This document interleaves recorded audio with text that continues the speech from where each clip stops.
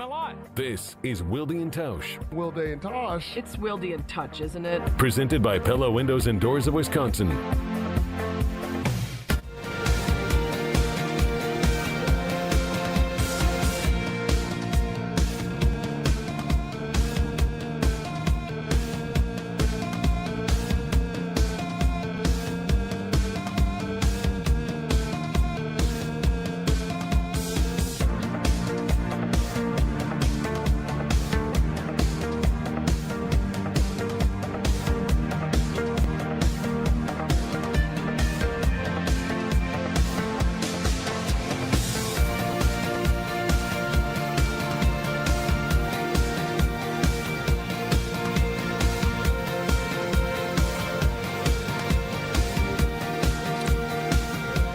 It is the Thursday edition. The Tausch's summer sabbatical rolls on, and so does our cavalcade of outstanding, ausgezeichnet, ja, cousin subs of the day. Cousin subs, we believe in better edition. The Ball King edition. If you know me, you know that what came up yesterday with Jeff Hafley is going to be a story with me, and I'm very, very, very interested in pursuing it edition. And I want to talk about Olivia Newton-John. Let's get physical edition of Wilde Tausch on 94.5 ESPN Milwaukee, 100.5 ESPN Madison, 1430 ESPN Beaver Dam. ESPNWisconsin.com, the ESPN app, your Alexa smart speaker, streaming live video, Twitter, Facebook, YouTube. And of course, everything you could want, everything you need on the all-new, all-redesigned, all-free ESPN Wisconsin app, which you can find in both the Apple and Android app stores. I'm Jason Wilde in Green Bay. Jesse Nelson, who was in attendance, which would explain why things went poorly for the Brewers. It's just not fair. Did they win or did they lose? They lost bad. They lost bad. Had they won a lot of games while you were not in attendance, and then when you showed up, things went poorly? I mean, I'm 2-2 on the season. It's not like I'm awful. Seems like they've got a better winning percentage when you're not there. I suppose. 20 games over. Yeah, you're right. I believe this argument is over. Jesse Nelson is in the Everlight Solar ESPN Madison studios. And from somewhere, perhaps on the Mizzou campus, perhaps Mizzou campus adjacent, not from the set of Wipeout or Sports Center, because well, I wouldn't say he's all ours, but he's mostly ours now. A legend, not in his own mind, a legit legend. It is our friend John Anderson on Wilde and Tausch as our cousin sub of the day. John, good morning. How are you? I want to know who else has been in the cavalcade of stars. Like, I want to know who else is on this edition of Love Boat that I should know, when they bring out the big names. Who else am I joining here? Has Gabe Kaplan yet hosted the show? He has not. Welcome back, Cotter. Still one of my favorites, though. Couldn't get Travolta either. I know Michael J. Fox at one point was on the Love Boat for an episode. You never knew who was going to show up on the Love Boat, and you never know who's going to show up on Wilde and Tausch. So we've had Brian Bulaga twice, two-time cousin sub of the day. We had Alex Strofe once. We apparently had some trouble booking someone of greater renown. That's me. We had Joe Thomas, Pro Football Hall of Famer. Yep. And I don't know if you've heard, but he's got Hall of Fame beef, which we did a bit of an infomercial for while Jesse was munching away on some It was good. Best beef I've ever had. And now we've got you. And tomorrow we've got a special event at Camp Randall. So we don't have anyone. We've got Jim, Matt, and Molly doing their show Olympic in gold our medalist. stead. Olympic gold medalist is Yeah, in but the he's criteria. he's not in the Tausch seat. He is on his own show in a different time slot, and I will be joining as a guest on their show in our time slot. So be sure to tune in for Jim, Matt, and Molly tomorrow. But You did forget Brad Nortman, who played in a Super Bowl. Let's be nice to Brad. You forgot about Brad. That's right. We had Brad Nortman. You know, Doesn't count. punters. Doesn't This count. is what happens to Tell punters. them all Yeah. the time. Yeah, Fiegels Exactly. once told me it was so great. Fiegels, years ago, I was covering the Cardinals on in Phoenix, and Joe Nedney, their kicker, ran down on a kickoff, and he tore an ACL. And Fiegels was like, I tell these people all the time, if you are a kicker punter, don't get involved in the football game. And I think that is all you ever need to know about those two guys, that position. Don't get involved in the football game. I apologize publicly to Brad Nortman, nevertheless, and I also did not have Jeff Fiegels once told me on my bingo card for today's show.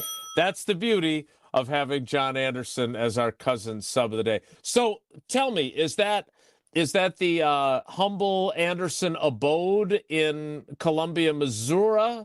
Is it I see there's some sort of campus print behind you, maybe? I'm trying to discern. No, what that is, if I can tip up, that's actually from when I was 40 and a bunch of us went and played golf at Whistling Straits. So that's the medal course right there. That's number 15 along the pole bar, where I threw a nifty little 85 at the field that day. Oh, well done. And all those signatures are your buddies, or you were playing with like Tiger Woods and Mark Calcavecchia, or what? No, in fact, what's really funny is I look at those and I got to decipher who they are because they sign their real names, but that's not what anybody calls them, right? Like there's Roger Gossie's the Dodge, Steve Kiley is Bedtime, J.P. Miller's the Pope, Dave Hunzacker's the Lucky Dog.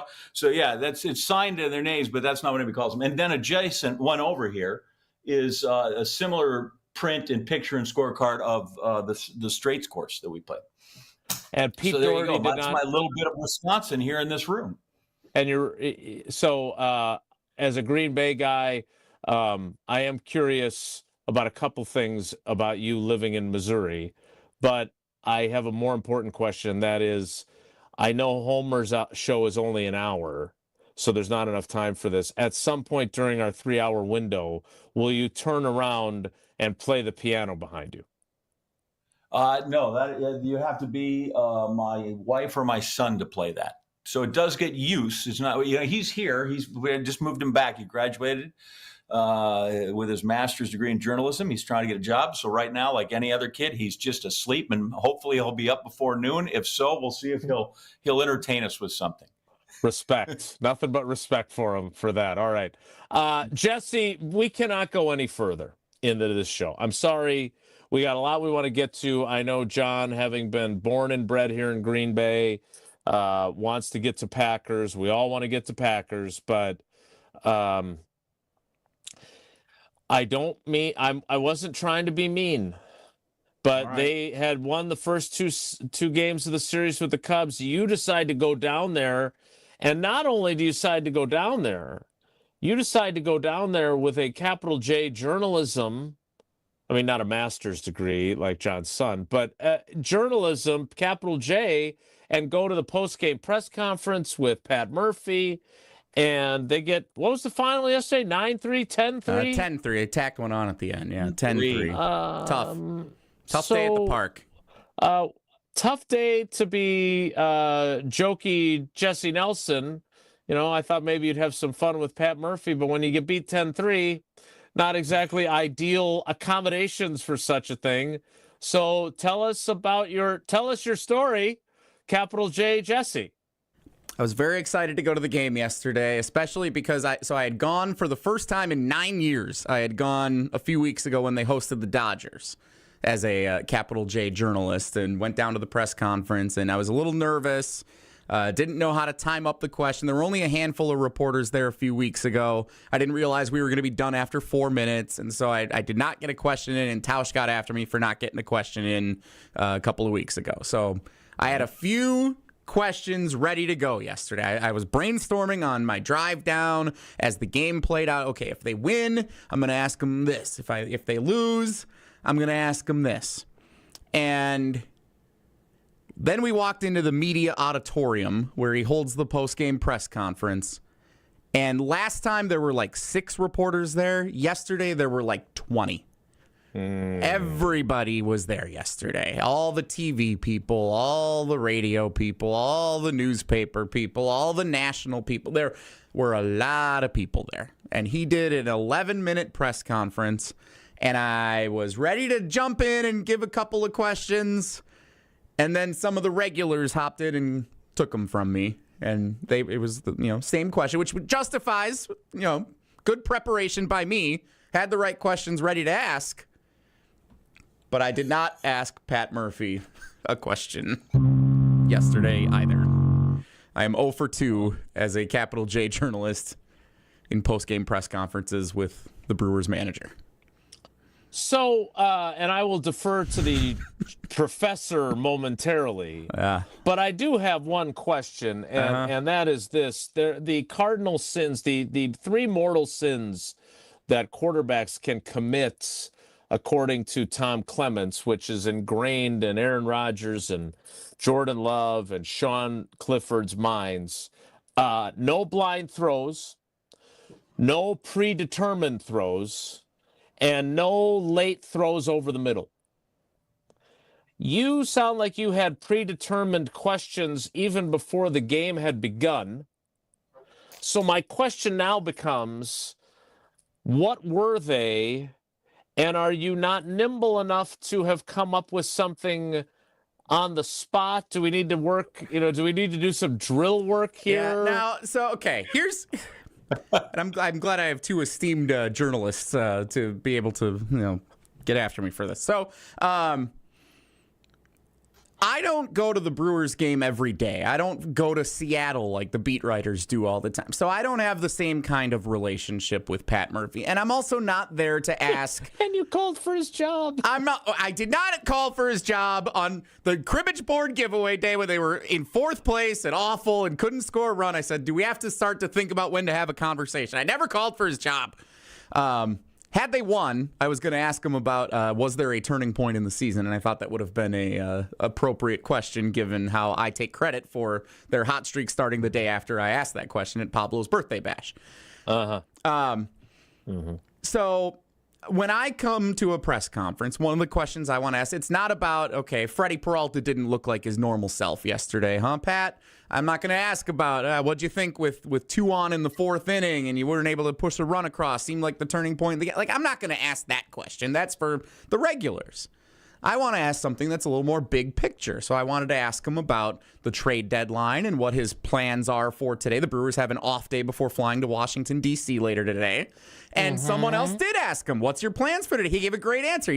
He's hanging out with his kids. He's got scheduled time. He's working with one of his kids for 2 hours and doing some baseball drills. And then he's just doing some daddy time with the other kids for a couple hours, coming to the stadium for a little bit. Then he said hopping on the bird, which I thought was a very Pat Murphy way to say taking the plane to D.C.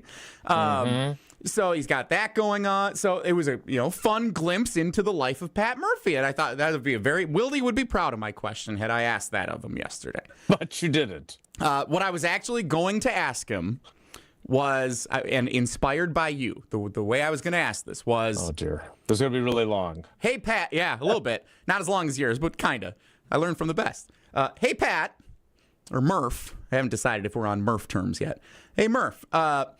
Few years back, Mike McCarthy, as the head coach of the Packers, was asked about the trade deadline in Green Bay, and he joked, saying, "Oh, is that this week?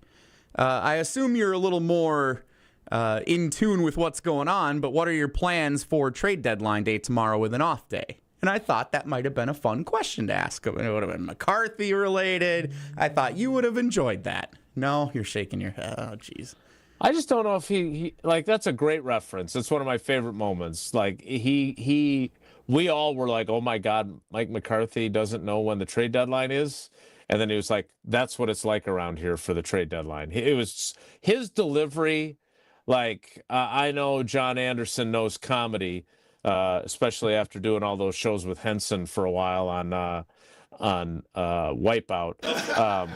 The delivery was outstanding, just outstanding.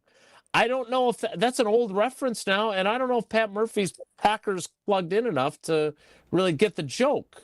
I think it would have been a risky play. So tell Todd Rosiak or whoever asked for you, thank them for their service to save you from that. They covered that one.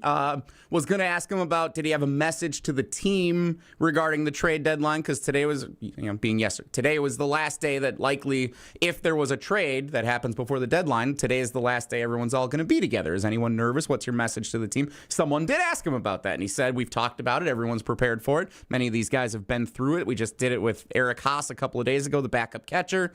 They're all prepared for, anything can happen at the trade deadline. Great answer, great perspective on what it's like in the locker room. I thought that was really good. Again, someone else asked it. One of the reasons I did not ask a question is because I did not ask a question yesterday does not mean the manager and I did not interact once again. Whoa. Talk about burying the lead. All right, let's look. I don't want you to have to rush this story. Wait a minute. Am I going to be disappointed? Yeah, we should. Let's just do it now. No. So you're already telling me I'm going to be disappointed. It does not merit Tausch telling. Well, you know what? We're going to have Tausch tell us about Pella anyway, and then we'll hear it because I'm going to keep my fingers crossed. That Your call, not mine. That the interaction was not going to be anticlimactic, but I have a feeling it might be. So in the interim, let's hear from Tausch. Tell us about Pella Windows and Doors of Wisconsin. So then we can hear about Jesse's interaction with Murph at yesterday's Brewers game, and then get into the Packers, who returned to the practice field today after the players had an off day yesterday. They will be back on Ray Nitschke Field a little bit later this morning. We'll get to that with John Anderson as our cousin sub of the day. But first, here's Tausch to tell us about Pella Windows and Doors of Wisconsin. ESPN Wisconsin's Mark Tauscher for Pella Windows and Doors of Wisconsin. For windows with the strongest resilience, you need the Pella Experience. The Pella Experience Center lets you see, feel, open, close, and compare dozens of windows and door options from 7 different Pella lines, all side by side. Stop by soon, because if you order by July 31st, you can get 0 interest for up to 5 years. Certain restrictions do apply. Visit the Pella Experience Center in Brookfield or schedule your free in-home consultation today at PellaWI.com. This is Wilde Tausch, presented by Wilde Tausch is presented by Pella Windows and Doors of Wisconsin. Call Gina Della from Pella at 855-PELLA-WI or visit online at PellaWI.com/radio. It's Ben Brust from KBN. Join us live at IKEA Oak Creek on Friday, August 8th from 2 to 5 p.m. We're bringing the fun, and IKEA's bringing the flavor with their summer barbecue bash. From 4 to 7 p.m., IKEA family members can feast on a buffet packed with barbecue classics, and yes, there's a little Swedish twist too. All for just $5. Not an IKEA family member yet? No worries. Sign up online for free today. Get all the tasty details at Oak Creek IKEA store page on IKEA.com/US. See you there. Kevin Moret here from Mentality. Life's a relentless competition, and you might be losing without even knowing it. With testosterone levels plummeting 25% in just 2 decades, you're likely operating at a fraction of your potential. Your kids sense it when you're too exhausted for playtime. Your wife notices when that spark fades. Here's the harsh truth. Without addressing low T, nothing works. Diets fail, workouts fall flat, but there's hope. Mentality's FDA-approved treatment restores testosterone by an average of 30%. Don't let low T rob you of life's precious moments. Start at mentalityhealth.com/radio. Forget average. At Exterior Pros, they bring the heat. They're not here to meet standards. They're here to smash them. From the first swing of the hammer to the final reveal, they're leveling up your home with every window, every shingle, and every single detail. This isn't just a remodel. It's a glow up for your house. Built tough, built beautiful, built to turn heads. Want in? Let's go. Lock in your project now and save $3,000. Exterior Pros, where bold meets built. Trust the pros and visit extpros.com or call 262-800-4274. The open road is calling, and the ride begins at Potawatomi Casino Hotel Milwaukee. This July, you could burn rubber on a custom Harley-Davidson in the Fire Up Your Fantasy motorcycle giveaway. Play with your rewards card all July for entries. Thursday drawings for extra cash and reward play. Fire up your fantasy. Only at Potawatomi. More info online. Must be 21 and a rewards member to play. It's Jason Wilde from Wilde Tausch. Upgrade your industrial supply services with Lakeland Supply, your trusted ISO certified partner for custom packaging, shipping supplies, janitorial, and safety supply solutions. With over 40 years of industry excellence, Lakeland Supply is a proven one-stop source with over 95% of their products made in the U.S. And they treat their customers like family. Personalized service with a national reach. That's what Lakeland Supply does. Visit lakelandsupply.com to discover how they can make your business better.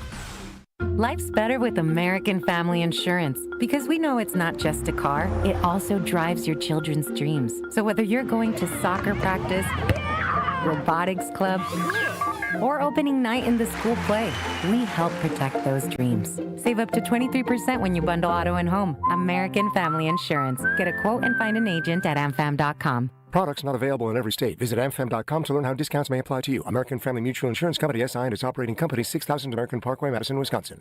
Get ready to say goodbye to those bland seltzers at the ballpark. Carbless is proudly Wisconsin-born, crafted by real people. A husband and wife team who wanted better cocktails in a can. They're locally made and blissfully better. Carbless offers a bold, true cocktail flavor that's made for baseball fans. Available in fan-favorite flavors like lemon lime, black raspberry, cranberry, and mango, bringing the craft cocktail bar to your seat. Refreshment that matches the energy of American Family Field is Carbless. Full of flavor, no sugar, and no carbs. Just game day bliss. At Cousin Subs, the bigger your smile, the better we feel. That's why our menu features something for everyone, like our Wisconsin cheese curds, golden fries, creamy shakes, and mac and cheese, all paired with your favorite sub, or our subs in a bowl. And don't forget our kids' meals, now with a free cookie. Here's to a better day. Cousin Subs. We believe in better. You're listening to Wilde Tausch on 94.5 ESPN. Presented by Pella Windows and Doors of Wisconsin and sponsored by American Family Insurance.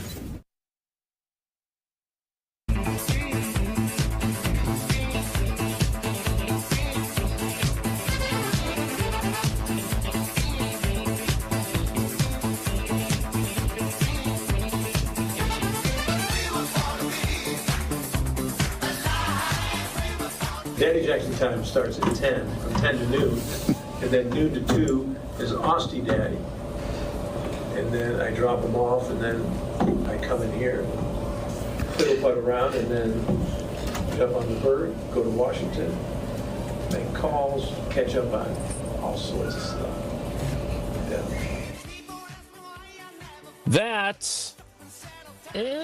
I'm sure the answer would have been even better had Jesse asked it. That is manager Pat Murphy, or as Jesse calls him now, Murph, because they're so close. We're tight. As the Brewers get ready to take on the Nationals tomorrow, as they have the day off and they travel to our nation's capital, where all kinds of great things are occurring these days. I'm curious, Jesse, if you thought that was a good answer, then do you think that your question would have gotten an even better answer? Are you that confident? I think it would have got the same answer. I don't know if I'd say it would have got a better answer.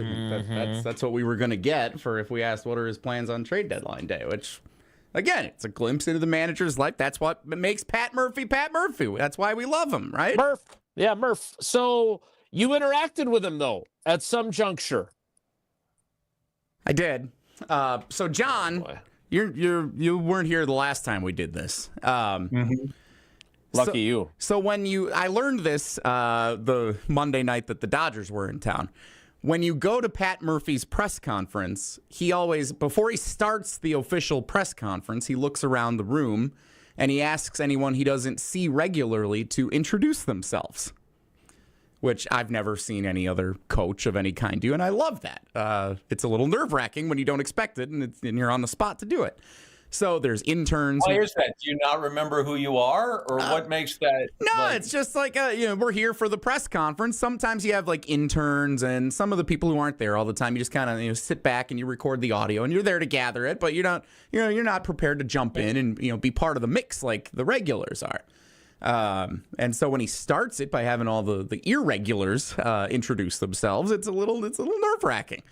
Okay. So even though it was a full house yesterday, he walked in, pretty full house here. He did still look around to see if there were any newbies. And dead eye contact with me 3 rows up. So I saw you call him Murph. Come on. Without further ado, I had just started the recording, not thinking. I didn't think he was going to do this with how many people were there yesterday. I thought we were not going to do this part of it, but no, we did. And here we go. No interns? Interns here? Do I know everybody? Everybody need to introduce themselves? Anybody want to introduce themselves just because they haven't been here in a while and don't really follow us till now? Kind of front runners? Anybody? I mean, I was here a few weeks ago with Jesse Nelson, ESPN Wisconsin. Good to see you, Pat. Anyone else? Just show up like once every.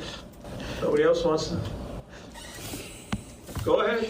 Eric from Green Bay. Eric's been here just about every day, but he just like. Yeah. All right, guys, what do we got?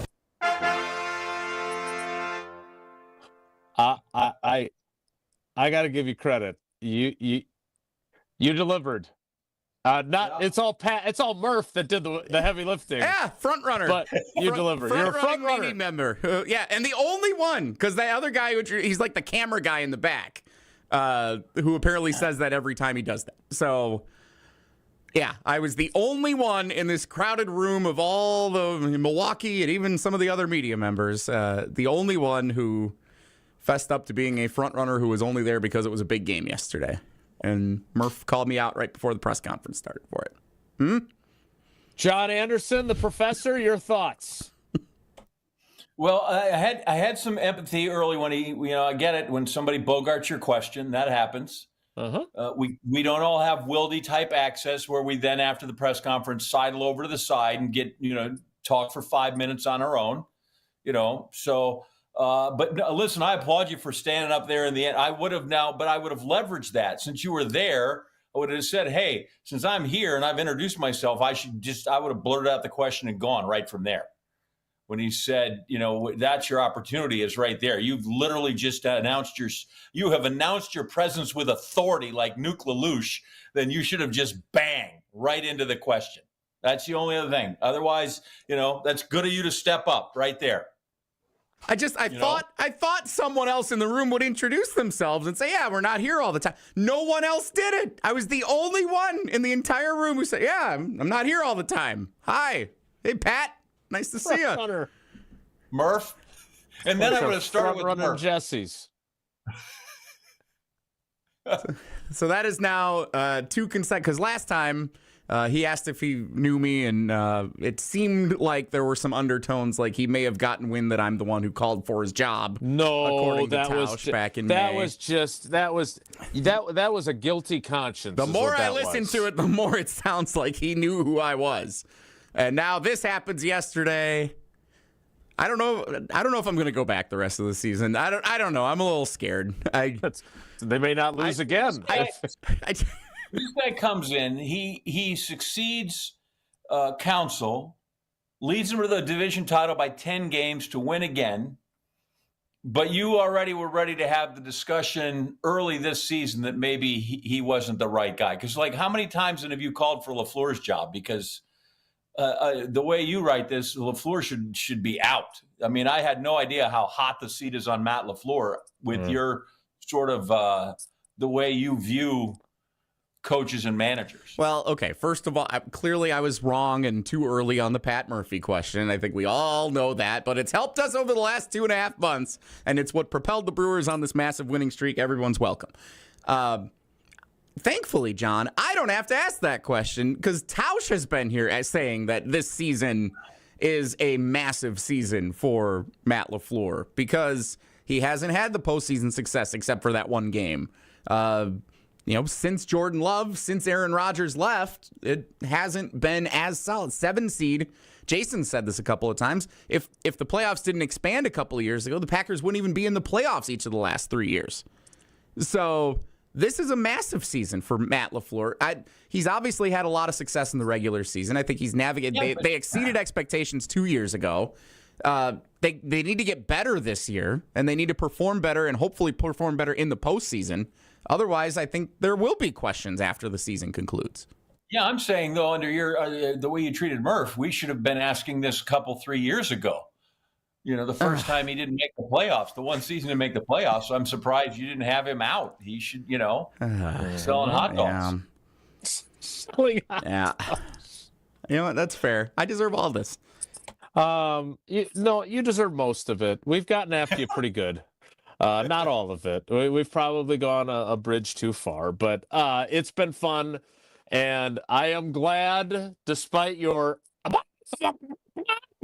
chicken inability to ask a question, you did get an interaction. We do have the audio, and it was pretty glorious. I'm not going to lie. So I really enjoyed that. What I also enjoy is our great partnership with Steinhoffels. What I did not enjoy was a great night's sleep last night. Had nothing to do with my mattress from Steinhoffels. Had to do with a little bit of discord among the pets at 3 o'clock in the morning that woke me up. There arose such a clatter that I got up, and then I had a little bit of trouble getting back to sleep, but I eventually did, and that's because I have a great Steinhoffels Tempur-Pedic mattress, and if you're looking for your best night's sleep, you can get it too, and maybe your dogs won't get into a rumble in the process. Tempur-Pedic's advanced pressure-relieving technology helps make those everyday aches and pains a thing of the past. And right now, Queen hybrid models start at just $52 a month with Steinhoffels 60-month financing. And when you buy, you'll get $300 in Steinhoffels cash. If you want to level up your comfort, you can add anti-snore adjustable base and sleep even better. Steinhoffels is your mattress destination, so shop in-store or online at steinhoffels.com. We'll get into Packers training camp. Matt LaFleur will be at the podium in 18 minutes. We'll have to wait and see if he has anything of note to share. I'm guessing he'll get some questions about the Ball King, which we will talk about next. It's Wilde Tausch. We're on the Wilde and Tausch continues next on 94.5 ESPN, presented by Pella Windows and Doors of Wisconsin, and sponsored by American Family Insurance. When you're at State Fair this year, be sure to check out the Bank 5-9 main stage featuring amazing acts like Boys to Men, Gabriel Fluffy Iglesias, and Darius Rucker. Tickets are on sale now. Bank 5-9 is a proud sponsor of the fair and a proud supporter of the local Wisconsin communities they have served since 1859. So grab your bucket of lemonade or beer, something on a stick, and join Bank 5-9 between July 31st and August 10th. Member FDIC. For your next night out, revel in the fusion of artistry and flavor with Sushi at St. Kate, offering guests an elevated experience where freshness and creativity converge in every bite. St. Kate the Arts Hotel introduces an exciting new sushi menu to its culinary repertoire. Indulge in the finest seafood, freshest ingredients, and expert craftsmanship for an inspired and delectable dining journey. Experience the art of sushi at St. Kate and learn more at stkatearts.com.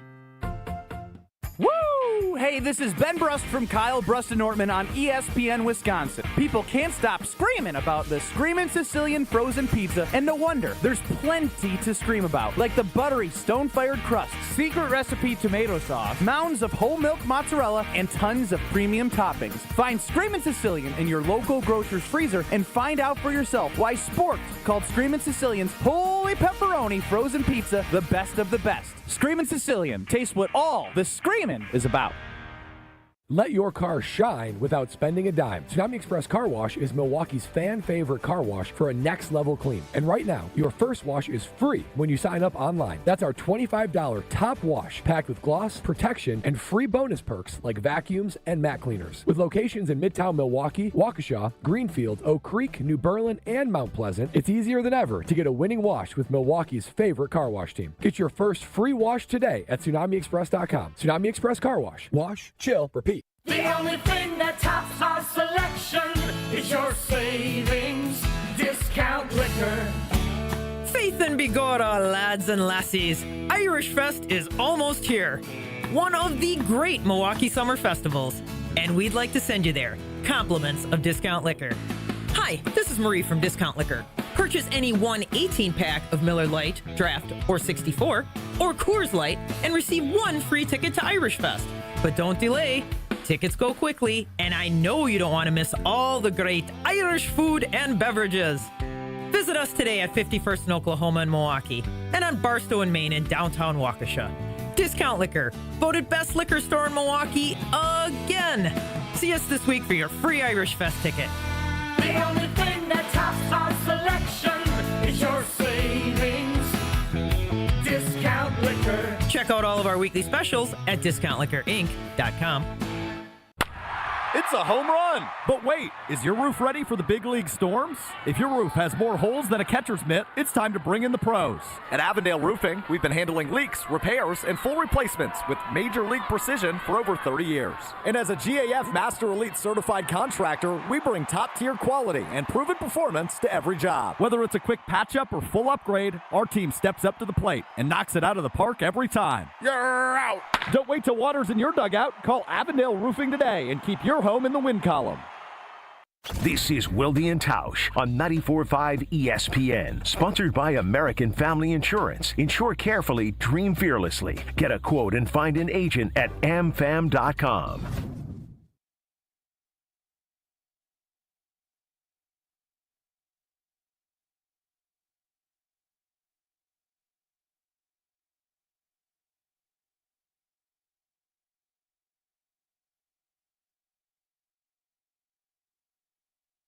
Don't you wish your life came with a warning app?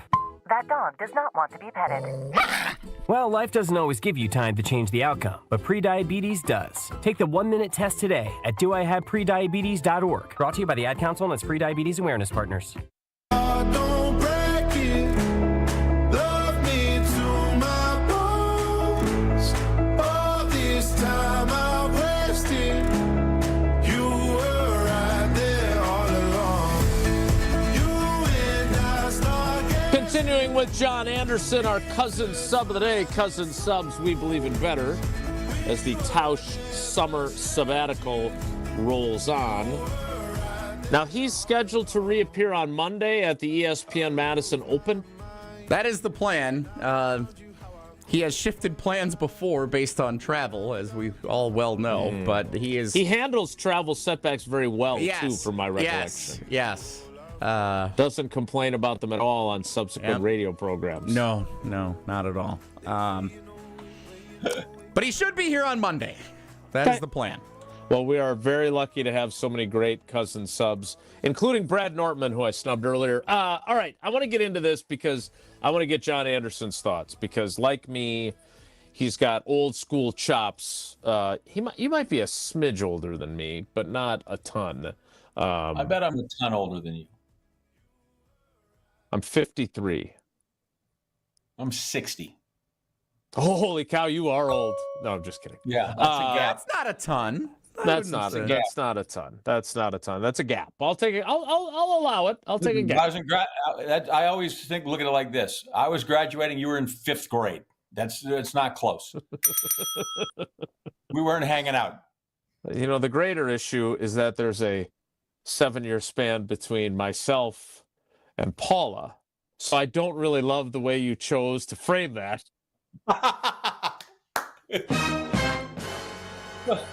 So let's talk football. Sure.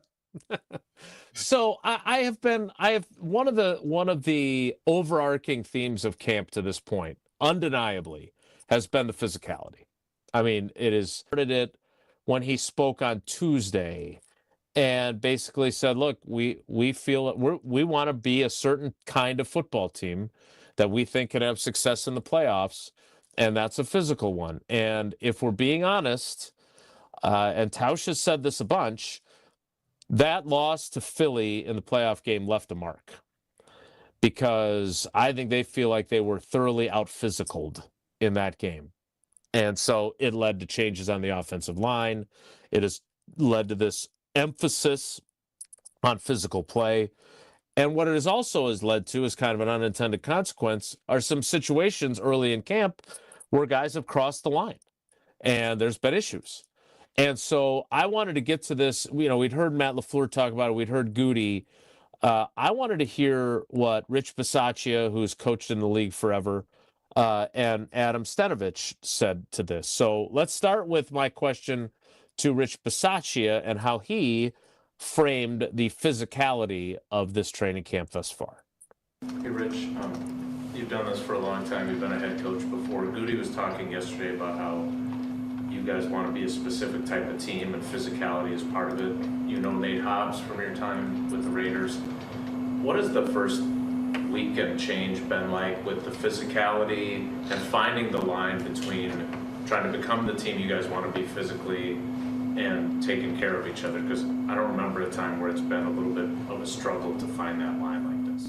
Yeah, I think it has to start with, Coach LaFleur. I think we sit down, we watch the film of every game last year. We all go through, what are our pluses, what are our minuses, and how we can improve, obviously, as a team. And I think, what Coach has done and what he's instituted is, how we're going to practice and the physicality in which we're going to practice. Now, we're going to do that within the realm of the rules and in the realm of taking care of each other. But we are in training camp.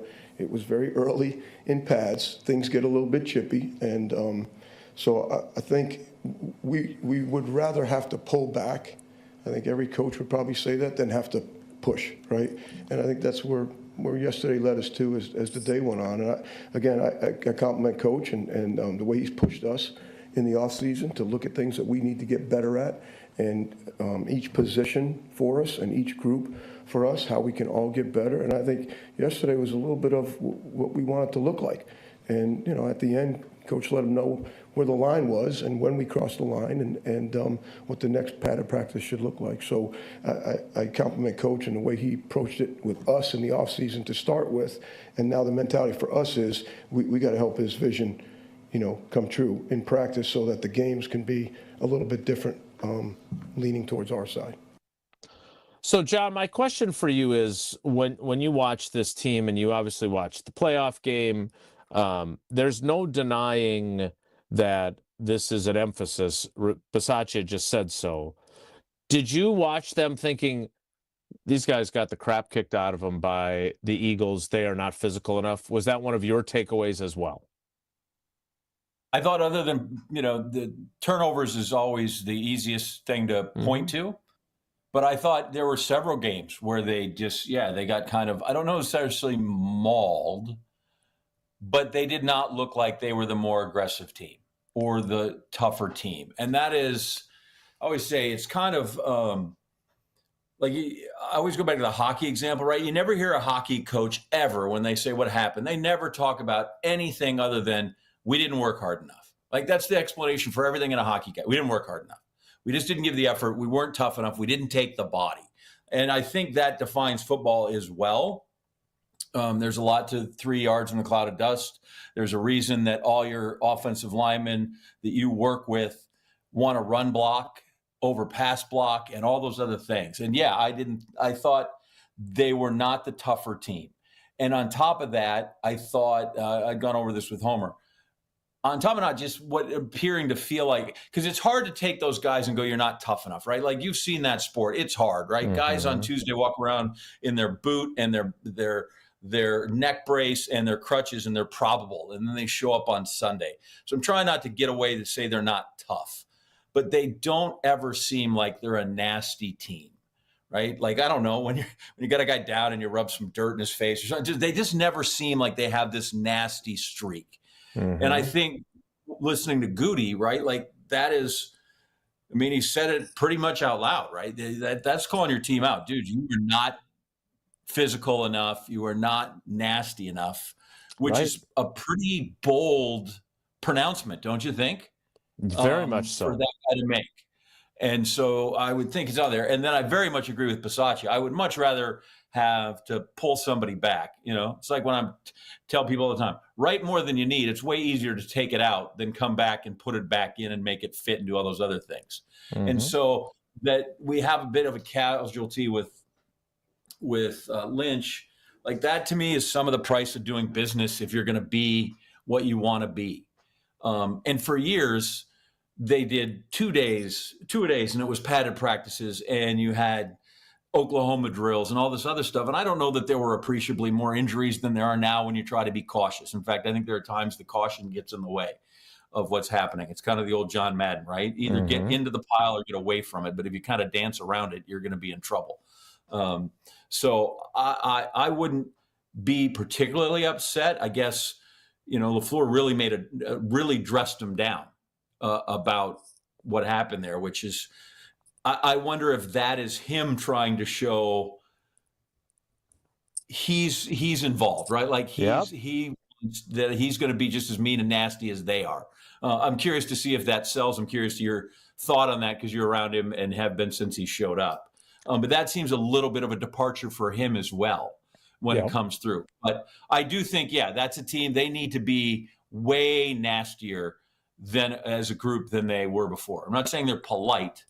And I also made mention of this before, because you can be West Coast offensive guys and do all that other stuff and be mean and nasty. Those 49er teams under Bill Walsh, for as smart as Bill Walsh was and the genius in their finesse, dude, Ronnie Lott and those guys on the defensive line with Fred Dean or Charles Haley, or you go back to the offensive line, those guys were like, what does Dylan said? They were like they were born in a hurricane with a snake in each fist. And so that's, that doesn't preclude, just because you may run more screen passes or rhythm throws, doesn't mean you can't just be nasty up front. And I think that's right. The Packers have to do that. The Lions clearly have that, and it comes from their head coach, though it seems a bit more organic coming from him than it does Matt. Yeah, and I'd be curious if because I said this to Jen, Gabe, and Chewy this morning. My bias of, boy, that was really neat that all those guys ran with Sheed. I took the story that angle, and I think there is the question to be asked of, because Rasheed Walker's reaction, which I did include in my story, to being told to take a lap of what? It was like that face that Steph Curry made to LeBron during the finals. Remember that, like 6 or 7 years ago? Like, what are you yelling at me for? Like, I do wonder if those guys, while they were running, were turning. Can you believe he told us to take a lap? What is this, high school?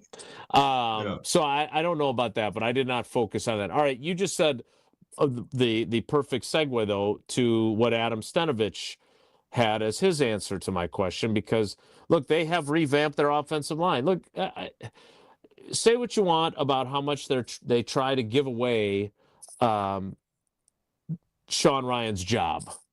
I mean, they're always looking to replace him, and it appears they're always looking to replace Rasheed Walker. But Sean Ryan is nasty, and not just because he uses the F word every fifth word when I talk to him. He plays with an edge. They got Aaron Banks because he's a big, bad dude, right? They wanted a bigger – they moved Elton to center instead of bringing back Josh Myers because they wanted another guy that can be nasty. We've seen it. He got into it. He has the guts to get into it with Aaron Donald. He ain't afraid of nobody. And I wondered if they viewed this physicality as something they needed to start with their offensive line. So Adam Stenovich, the offensive coordinator, but former offensive line coach, felt like the perfect person to ask. We've spent a lot of time talking about physicality this camp. I'm curious for your guys, especially up front. Was there an off-season feeling of, after the way things went in Philly or the way Detroit plays, we need to be more physical? Yeah, I think, anytime, you get to those playoffs, you get to that position, however you are, where you're at is going to get exposed. And I think that's one thing we talked about, and one thing, we're going to focus on is making sure we're the most physical football team on the field when we go out there and play. That's going to be a big thing for us. So, yes. And I love Steno, and I hope the competition line about Zach Tom and some other things he said do not prevent him from being as open and honest as he is, because he is honest. And he just used a word that tells you what they think. Exposed. Right? He thinks they got exposed. They think as a team that they got exposed by the Eagles as not being the more physical team.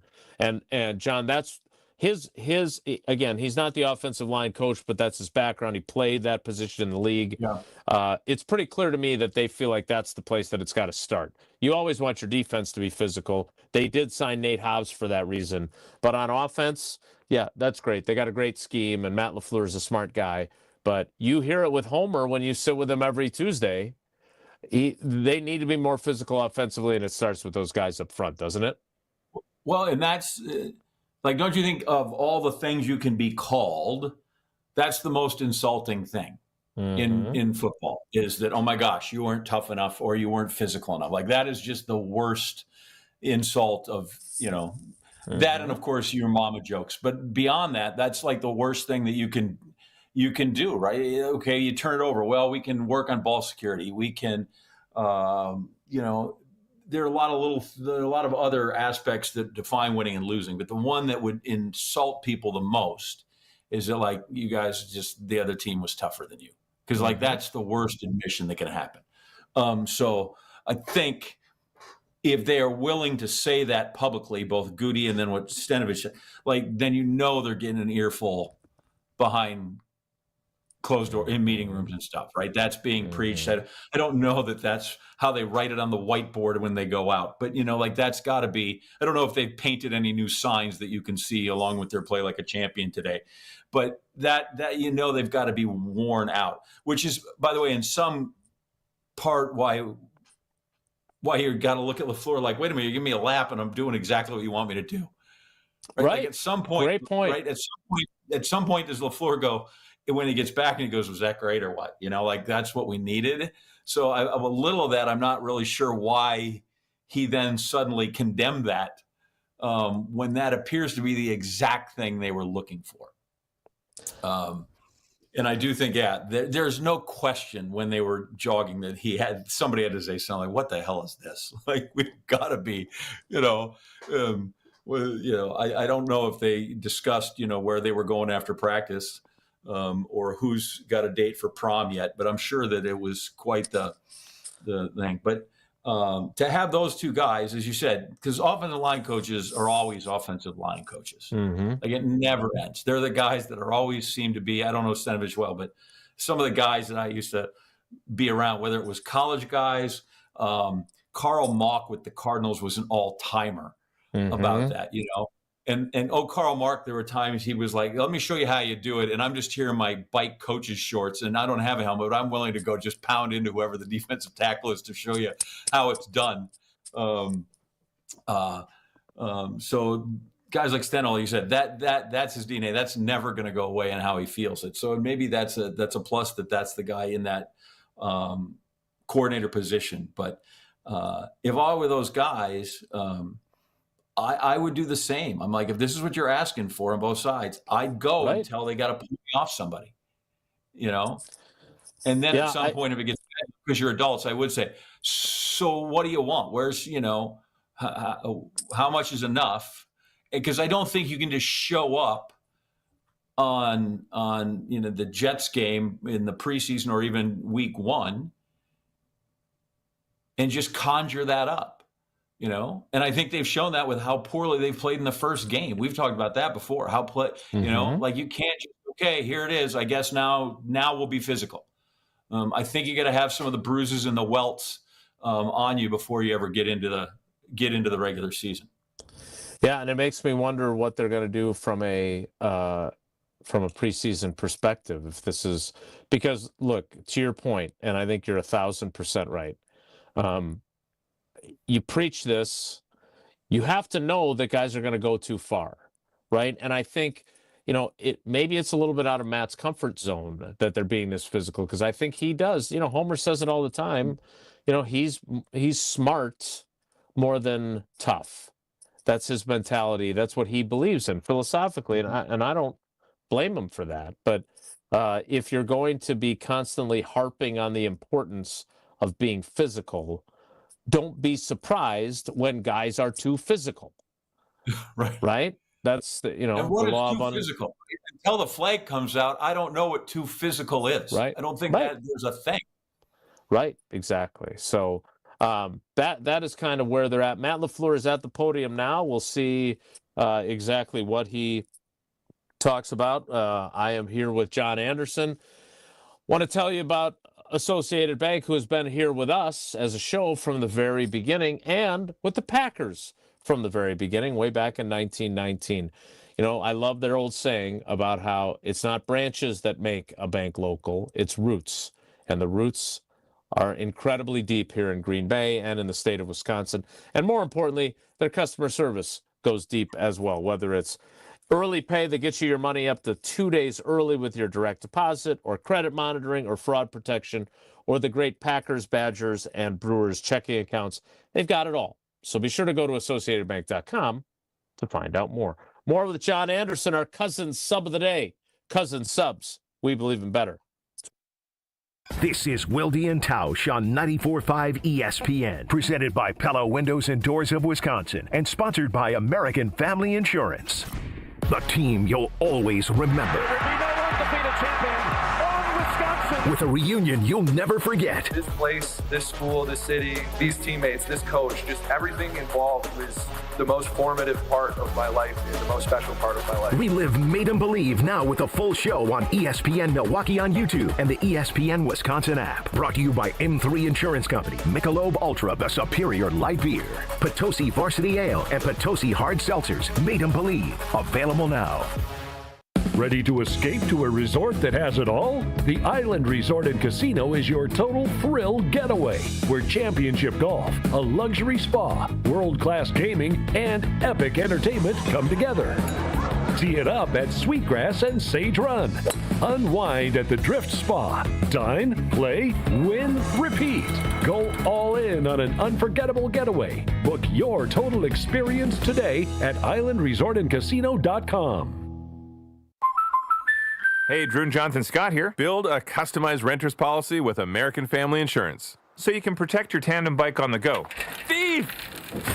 Oh, he is struggling with that two-seater. Life's better when you're under American Family's roof. Insure carefully, dream fearlessly. Get a quote and find an agent at amfam.com. Some exclusions may apply. Products not available in every state. American Family Mutual Insurance Company, SI, and its operating companies. 6000 American Parkway, Madison, Wisconsin. WTMJ's Brandon Snide for Wisconsin Harley-Davidson. Are you ready for another great ride? Wisconsin Harley-Davidson has you covered. Join them this Saturday for the 28th annual Waukesha Sheriff's K9 Ride. Take a great ride courtesy of the Sheriff's Department, with your final destination being at Wisconsin Harley-Davidson. Enjoy music from the Potentials, a K9 demo, food, and so much more. A great day supporting our law enforcement. All info can be found at WISHD.com or find them on Facebook under their events. Wisconsin Harley-Davidson, your destination dealer. It's ESPN Wisconsin's Ben Bruss talking about our friends at Road America, America's National Park of Speed. Get out of your house this summer and go to Road America, located conveniently between Green Bay and Milwaukee and Elkhart Lake. Come see a race at the legendary 4-mile, 14-turn road circuit that has hosted some of the best races since 1955. Motul Sports Car Grand Prix featuring IMSA is up next on July 30th through the 1st of August. Camp on site all weekend and enjoy free admission for kids 16 and under with a paying adult at the gate. Come for the experience and stay for the race. Get your tickets at roadamerica.com. Joint pain makes it hard to enjoy anything when it comes to life, let alone the small things like getting out of bed or walking down a flight of stairs. Whether it be hoping it'll just disappear or feeling like you've tried every other option, let me tell you, you haven't tried them all if you haven't tried QC Kinetics. This is Brad Nortman, and I have to tell you about my experience when I visited QC Kinetics at the Greenfield location. It was incredible to see with my own two eyes all the tools that they have to get you feeling your best and get rid of that pain for the long term. QC Kinetics is the nation's leader in regenerative medicine medicine, and they have cellular therapies that's going to get that pain away for the long term and get you living your best life again. Your pain-free life is waiting for you on the other side of calling QC Kinetics, because there is your free, no-pressure consultation where you can be evaluated, put on a personal plan of pain relief, and be able to tell if you're a good candidate for QC Kinetics. Grab the phone now and call QC Kinetics for that free consultation. Call them today at 414-285-3474. 414-285-3474. That's 414-285-3474. Bikers need protection, not just from other drivers, but unfortunately from insurance companies too. If you've been injured in a motorcycle crash, call Gruber Law Offices today. Bikers are often blamed for causing the accident because the insurance companies simply don't want to pay. At Gruber Law Offices, we've been fighting for injured bikers and their families for more than 30 years. Trust us to fight for what you deserve. Gruber Law Offices. One call, that's all. You're listening to Wilde Tausch on 94.5 ESPN. Presented by Pella Windows and Doors of Wisconsin. Call Gina Della from Pella at 855-PELLA-WI or visit online at PellaWI.com/radio. Weekend, I don't wanna wait. I don't wanna wait. I don't wanna wait. Got no reason not to celebrate. Baby, I just don't wanna wait. Tonight's a weekend. I don't wanna wait. I don't wanna wait. I don't wanna. Matt LaFleur at the podium downstairs. He says that Marshawn Lloyd's groin injury is not long term, but you will not see him the rest of the week. So he'll miss family night on Saturday night. Maybe he'll be back sometime next week. But again, not many guys I've come across with far worse luck than Marshawn Lloyd has experienced so far in his NFL career. Jesse, what is our physicality conversation brought on the carbless talk and text line? Less is more. Some critique of Matt LaFleur is what it's brought. Here's a text from the 727 area code. Any guesses where that is? I looked it up. Wyoming. Nope. Western Florida, near St. Petersburg. St. Pete. Remember to send us your name and where you're texting from so we can give you proper credit. Should you be tough and build a tough team without losing emotional control? Maybe LaFleur didn't work on this stuff in the offseason. He's under more pressure this year. He needs to be under control now more than ever. I think the critique there is that LaFleur lost a little emotional control yelling at the team on Tuesday. Do you think that's an accurate portrayal or no? I don't think he lost control. I would say that the other part of that, though, when the new team president comes in and says point blank to us that they're not going to get extensions before the season and that he doesn't believe in lame duck status, I think it's what Tausch and you and I talked about previously, Jesse, the fact that, this is basically a scenario where if they have a great season, they're going to both Goody and LaFleur are going to get multi-year extensions. If they have another 9-8 and sneak into the playoffs and lose in the first round, they're probably going to get 1-year extensions, and they're going to be big time on the clock in 2026.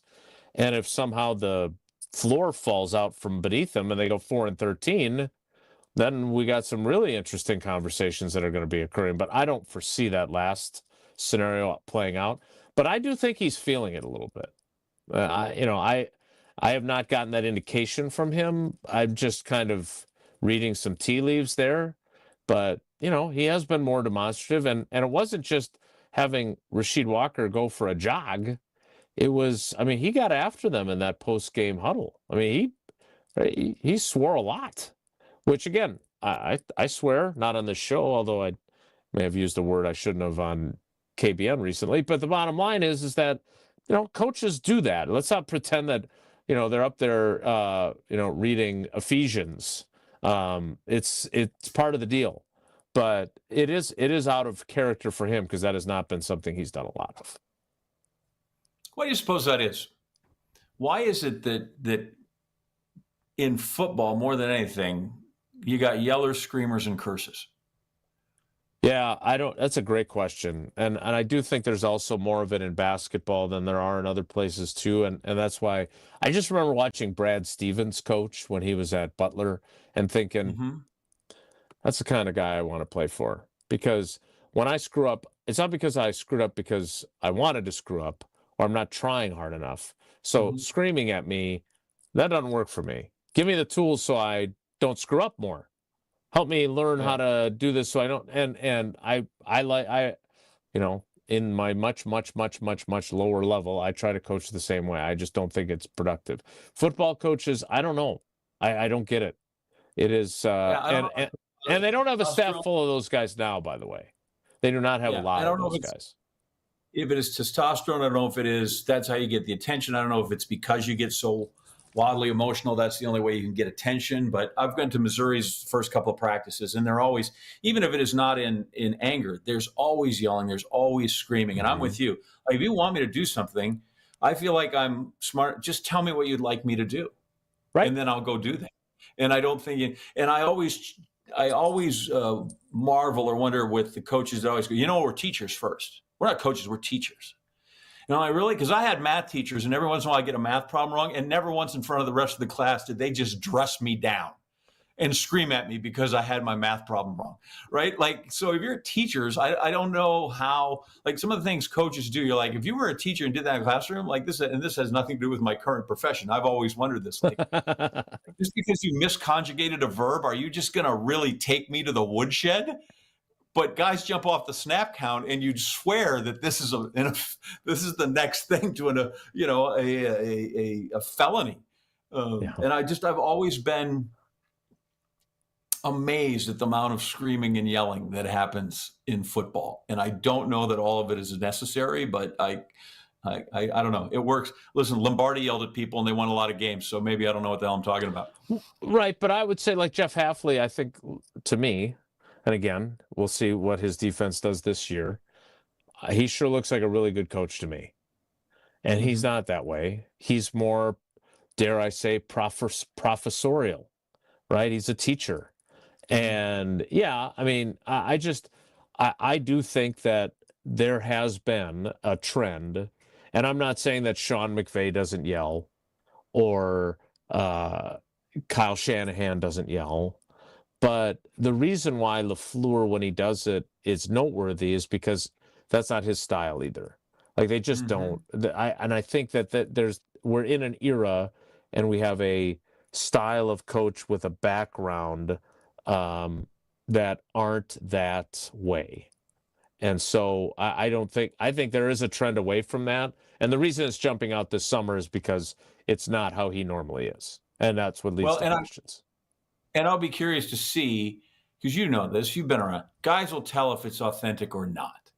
If they think he's just, cursing and putting up the volume to make a show of it and try to, not for those assembled, but the guys he's talking to, they'll know if he's just, okay, like coach apparently has just decided today he's going to yell.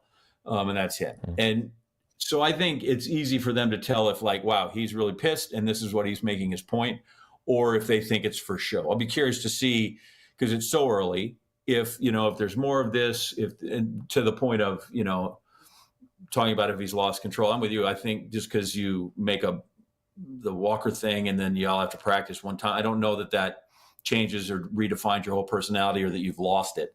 But I will be curious to see if it persists or what happens. And then if guys think it's genuine and are moved by it, or if they become quickly dismissive of it, if it's not authentic.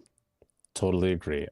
Authenticity does not play. All right, let's take one more text and then we'll get to the 10 o'clock hour, because I really want to get to the Ball King, which I can guarantee you, if you know anything about me, as soon as Hafley started talking about it yesterday, I was all in and very much looking forward to writing that story.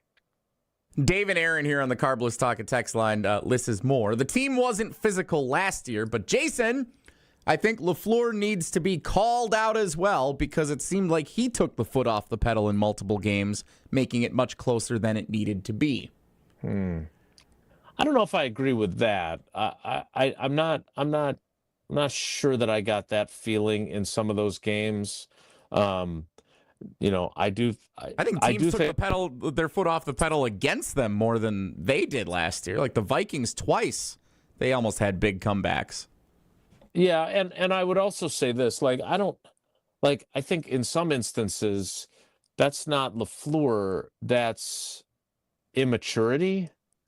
Like, I do think that this is one of the drawbacks of having perpetually young teams and not veterans that are going to get after you if you start to. I think it's more likely players took their foot off the pedal, right? And thought, all right, we've got a 17-point lead, we're good. I think that's more likely the case than LaFleur, because remember this about Matt LaFleur. Matt LaFleur was so concerned in that playoff game against Dallas and is so leery of blowing a lead that he took Love out. The Cowboys got a couple of scores, I think a touchdown or a field goal, maybe it was 2 touchdowns. I don't think so. And when he took Love out, and the only reason I remember this is because I was mad at him because it was perfect, no pun intended, for the story. Love left the game with a perfect 158.3 passer rating. And he put in Sean Clifford, and then the Cowboys scored a couple times, and he panicked, and he put Love back in promptly to throw a pass to Tucker Kraft on a 3rd down that Tucker Kraft dropped and ruined the perfect passer rating, which, as a writer, I wanted the perfect passer rating. He had a perfect game, and he ruined it, Jerry. Our day was ruined, Jerry. But I don't think he has a problem with keeping his foot on the gas. I think he said all gas, no blank and break to Aaron Rodgers several years ago. I think he believes that. Dave, I would say this to Dave and Aaron. Dave in Aaron, not Dave and Aaron, which it sounded like I said. That I don't think there's a lot of things to criticize LaFleur for. I think there's fair criticism to be had against him. I don't think that's one of them. That's just me. All right, I want to get to the Ball King, and the King of Missouri will help me with that in the 10 o'clock hour, or at least the professor. 7.5, Sharapova, whatever we're calling him these days. Yeah, a lot of stuff going on. Homer's one of one, man. There's no two ways about that. That's for sure. We'll kick off he is. That's part of his charm. All right, we will kick off the 10 o'clock hour late like we do on this show pretty much every single day, no matter who's hosting, no matter who's a guest, no matter what. Wilde Tausch continues in 2 minutes, so stick around. Don't go anywhere. Another hour of Wilde and Tausch, presented by Pella Windows and Doors of Wisconsin, is coming up next on ESPN Wisconsin and the ESPN Wisconsin app.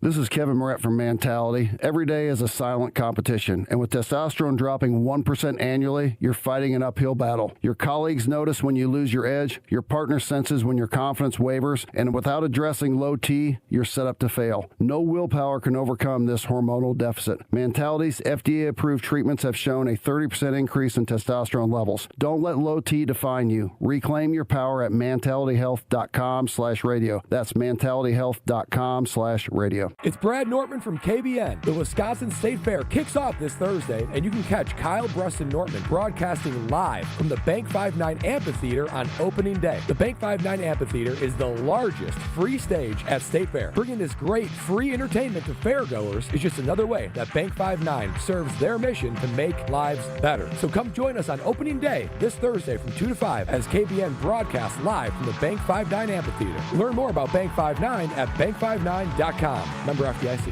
The only thing that tops our selection is your savings discount liquor.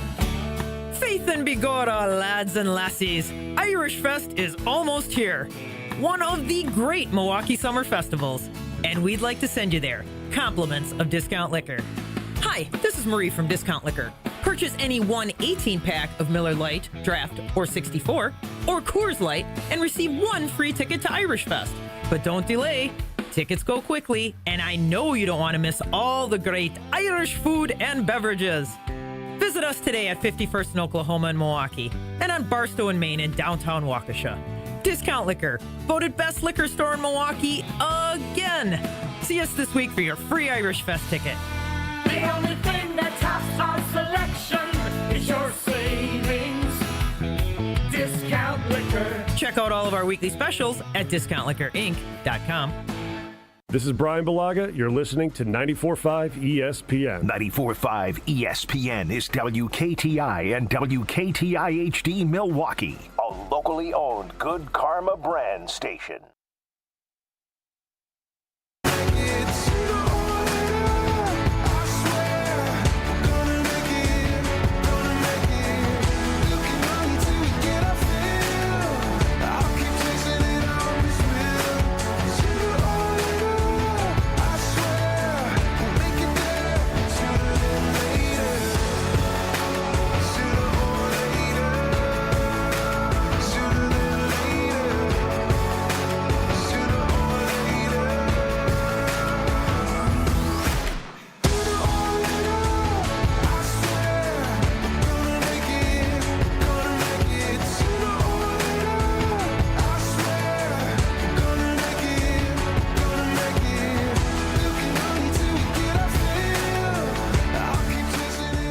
So yesterday, and it was funny because Jeff Hafley was caught unaware when Matt Schneidman from The Athletic asked about the Ball King.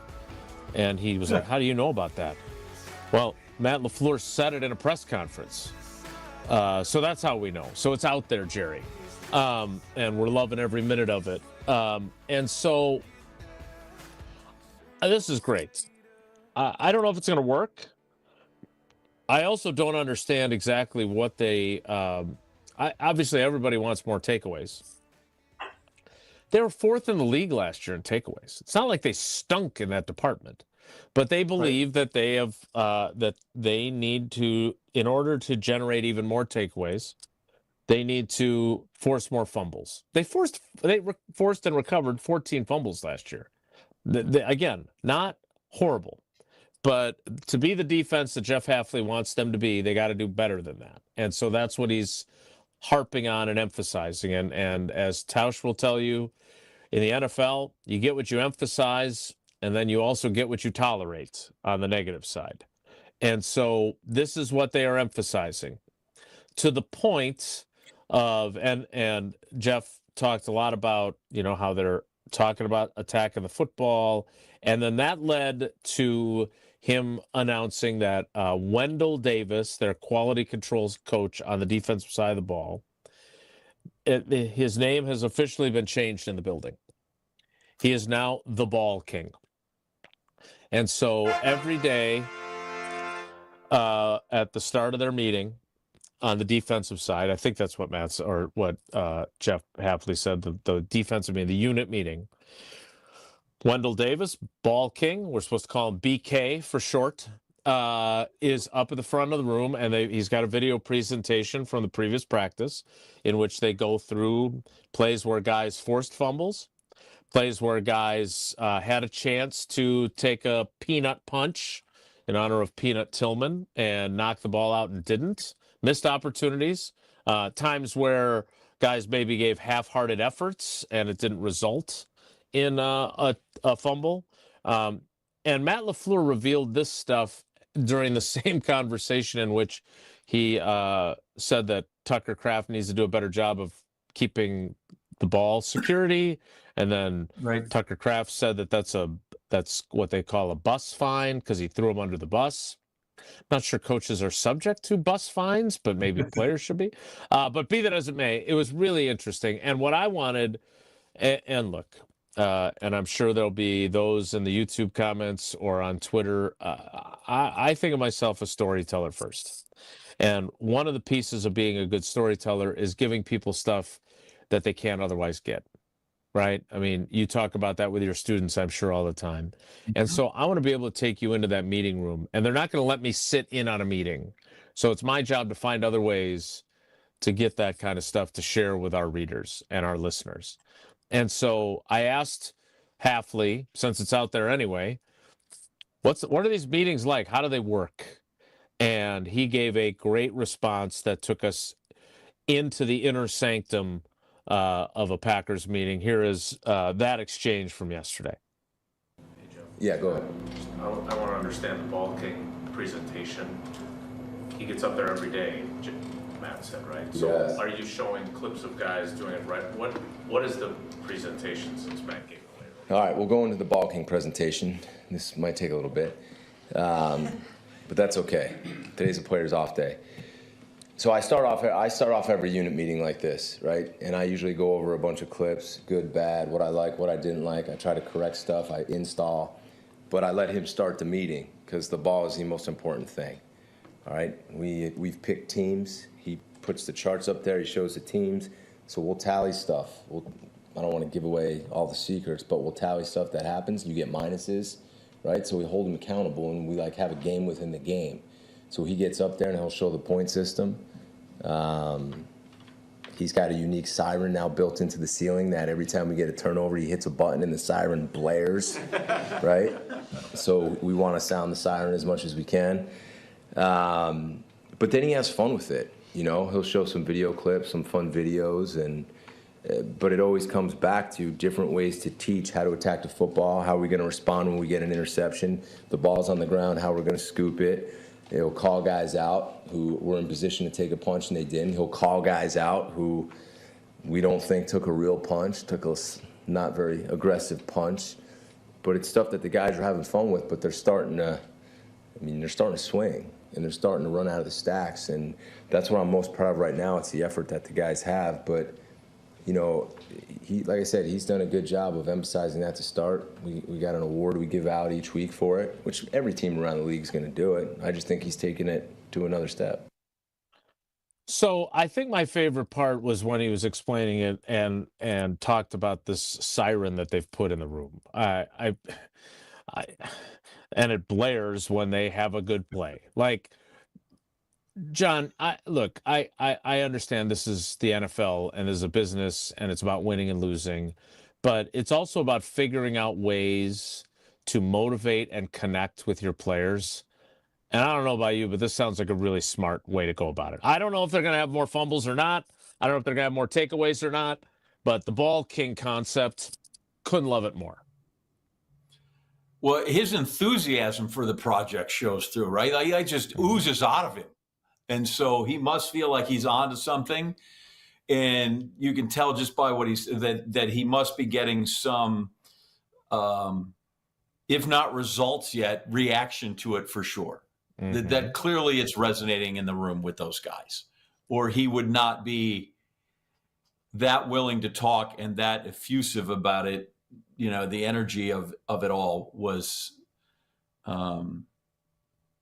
you could tell. It wasn't one of these things where, it's just a thing. Don't worry, it's the thing we do with guys, right? Like, he took great pride in what he was discussing, which tells me that their guys are at least responding to it in the room. If they can respond to it between the sidelines and the goal lines, then it'll be even better.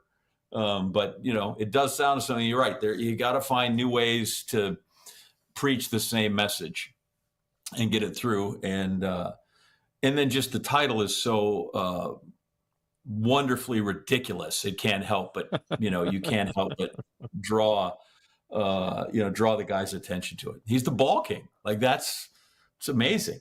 And I do like his thing about the ball is the most important thing. John Chaney, the old coach at Temple, God rest his soul, that was always saying when he tried to preach guys about turnovers, he's like, it's called basketball. The whole game is named after the ball. So that should tell you how important the thing is. It's called football. That's how important the thing is. And so you should protect it with that. They don't just call it, passing and running. It's called football. So that tells you what is valued in the game. I'm not sure if John Chaney has gotten as much credit for saying that as I'll kill you when he went into that press conference and went after Calipari, right? Yeah, went after Cal. Yeah. Yeah, all right, there was that too. I have a question for John about this defense because we spent a lot of time on Green Bay game day when you would join us. When I look back on what this defense did last season, I'm fascinated by what the next step might be. So I want to get into that with John coming up before we head down to practice. Before we do that, time to remind you again about Gruber offices. And I always say, I hope you never have to make the call. One call, that's all. We talk about it all the time, but I hope you never have to make the call. Look, Paula and Maddie are fine, They had a little bit of whiplash when they got rear-ended in Madison, but it was I didn't know what to do. I didn't, do I need to go send them to the hospital? What do I do with insurance? All those kinds of things. And then obviously, is there litigation to be had here? Well, we didn't go that direction, obviously, but that's the great thing about Gruber offices. They know all the answers. They've been through this thousands upon thousands of times, and they're one call away. 414-276-6666, 414-276-6666, or go to the website, gruber-law.com. Gruber Law Offices, one call. That's all. We will get to the Packers defense some more next. It's Wilde Tausch. Wilde and Tausch continues next on 94.5 ESPN, presented by Pella Windows and Doors of Wisconsin, and sponsored by American Family Insurance. Brew Crew Tuesdays are back on August 5th. Turio sends it deep to left, and there she goes! Catch the Brewers on local TV as they battle the Atlanta Braves. And Yelich launches one deep right center field. Forget about it. Oh my goodness, third deck. This edition of Brew Crew Tuesdays is presented by Pella Windows and Doors of Wisconsin. Tune in August 5th at 6:15 on Fox 6 in Milwaukee, or check your local listings to watch the game. True Chicago-style pizza is thin, crispy, and cut into squares. And thanks to Connie's Frozen Pizza, you can enjoy a true slice of the city. You'll enjoy it so much you won't even mind where it comes from. Connie's Frozen Pizzas are made from the same cornmeal crust Connie's has been serving for over 60 years. They're perfectly cheesy, perfectly saucy, and they're exactly what you crave. Get to know the true Chicago style with Connie's Frozen Pizza. Born in Chicago, loved by cheeseheads. Available in a freezer aisle near you. $5,000. That's the average amount of money people in the U.S. are now spending on gas in a year. $5,000. That's crazy. If you drive, you have to download Upside, the free app that gives you cash back every time you get gas. That's right. You can earn real cash back with Upside just by buying the gas you're already buying. You can literally start earning cash back today. I use Upside every time I fill up, and I've already made around $300. You're putting gas in your car anyway. Why not get real cash back? If you like free money, download Upside. I'm saving the cash I earn from using Upside to help pay for a vacation later this year. Download the free Upside app now to earn cash back every time you buy gas. Use promo code MEGA25 to get an extra 25 cents per gallon on your first tank. You can cash out anytime right to your bank, PayPal, or a gift card for Amazon and other brands. Just download the free Upside app and use promo code MEGA25 for a 25 cents per gallon bonus on your first tank. That's code MEGA25 for a 25 cents per gallon bonus.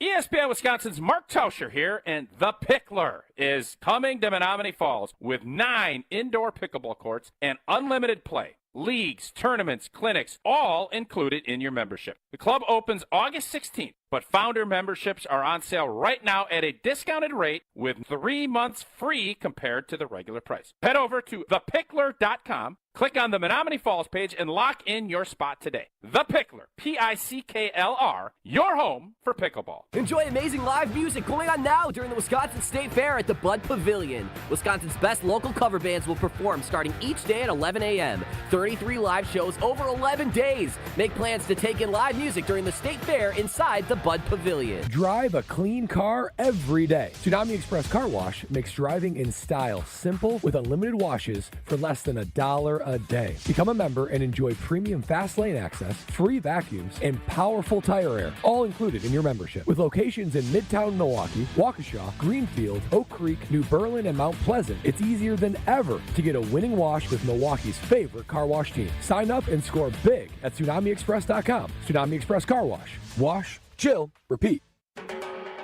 Baseball is back. Brian Balaga here to bring you a proud partner of the Milwaukee Brewers. Surfside Iced Tea and Vodka and Surfside Lemonade and Vodka. A delicious and perfect pairing for a day at the ballpark. Stocked at American Family Field all season long. Surfside is only 100 calories per serving, and the best part, 0 bubbles. Ask for it at your local bar or liquor store. Surfside, an official partner of the Milwaukee Brewers. Must be 21 years of age. Please drink responsibly. Don't you wish your life came with a warning app? That dog does not want to be petted. Well, life doesn't always give you time to change the outcome, but prediabetes does. Take the 1-minute test today at doihaveprediabetes.org. Brought to you by the Ad Council and its prediabetes awareness partners. This is Wilde Tausch on 94.5 ESPN, sponsored by American Family Insurance. Insure carefully, dream fearlessly. Get a quote and find an agent at amfam.com.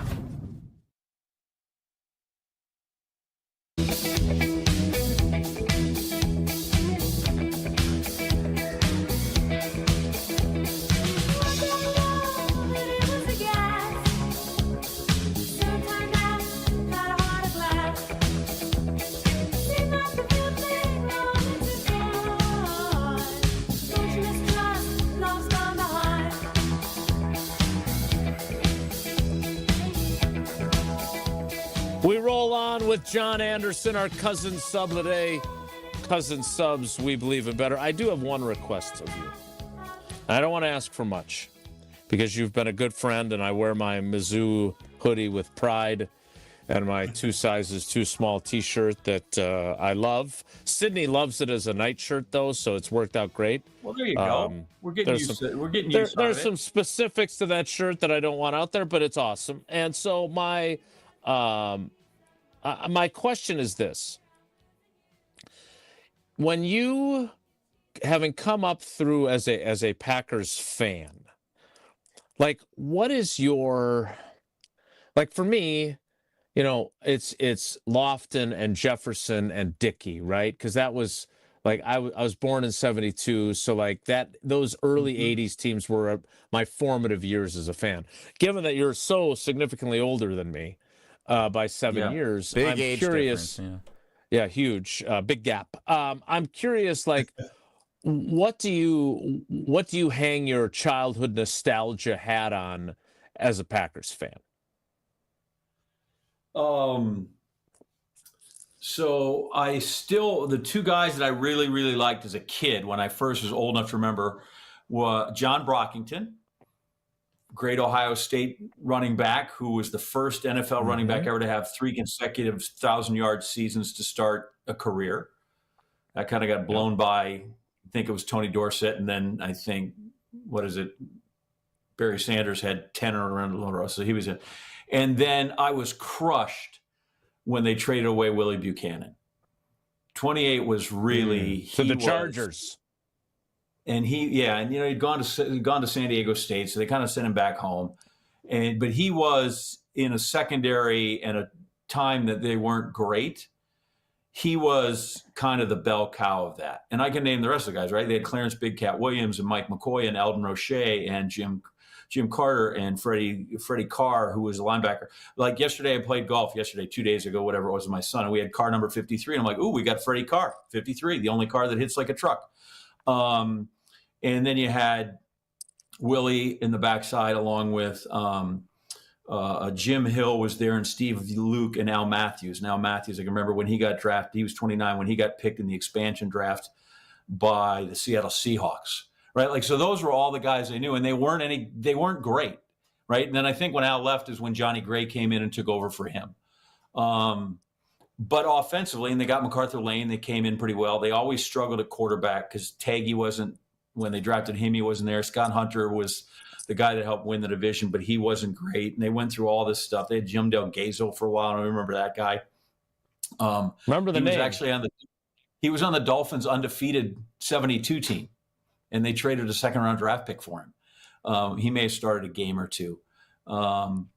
And so those were the guys that I remember a lot. That, you know, when you were a kid, those were the guys that were 10 feet tall to me. And you could meet, I don't care, like Charles Woodson, right, one of the all-time great Packers. And he worked with us for a time. And so I'd see Charles Woodson, I'd say hi, and he knew I was from Green Bay. But it's not the same as like the first time I met Willie Buchanan, because there's something about meeting those guys that suddenly you're not. When I met Willie, I was probably 35, but I felt like I was 7 years old again, right? It's kind of like the difference between interviewing or saying hi to Tiger Woods as opposed to Jack Nicklaus, right? One, you're just like, okay, I get Tiger's famous and he's really good, but whatever that is, he kind of grew up when I was in the business, and Jack Nicklaus was, you know, this guy. So those were the guys that back in the day that I wish they had played more, or won more. And then it was just different because you didn't see them as often. It wasn't as obsequious. They weren't just everywhere all the time. And I can remember. So I lived in Green Bay. I love telling this story. During the old blackout rules, early 70s, right? When it didn't matter if you sold it out 72 hours in advance. The game was never shown in the local market. So we'd sit there in our front yard, or a lot of times we could get up. The way our house was, we could just jump up on the roof, and we'd sit there and listen to the game on the radio. And then if there was a great play, you counted to 3, and that's how long it took for the sound and the roar from Lambeau Field to get to our house. It was great physics lessons. Imagine you could count it, and some, Crazy Ray Greisinger, my physics teacher at Southwest, would tell you exactly, you could figure out the speed of sound by listening to it. But and the loudest groan ever, the loudest reaction was when they played the Raiders. And that was when Jack Tatum had the longest fumble return in NFL history, and it still might be tied for that. It was close. And they had a little option pass or option play, and it bounced off.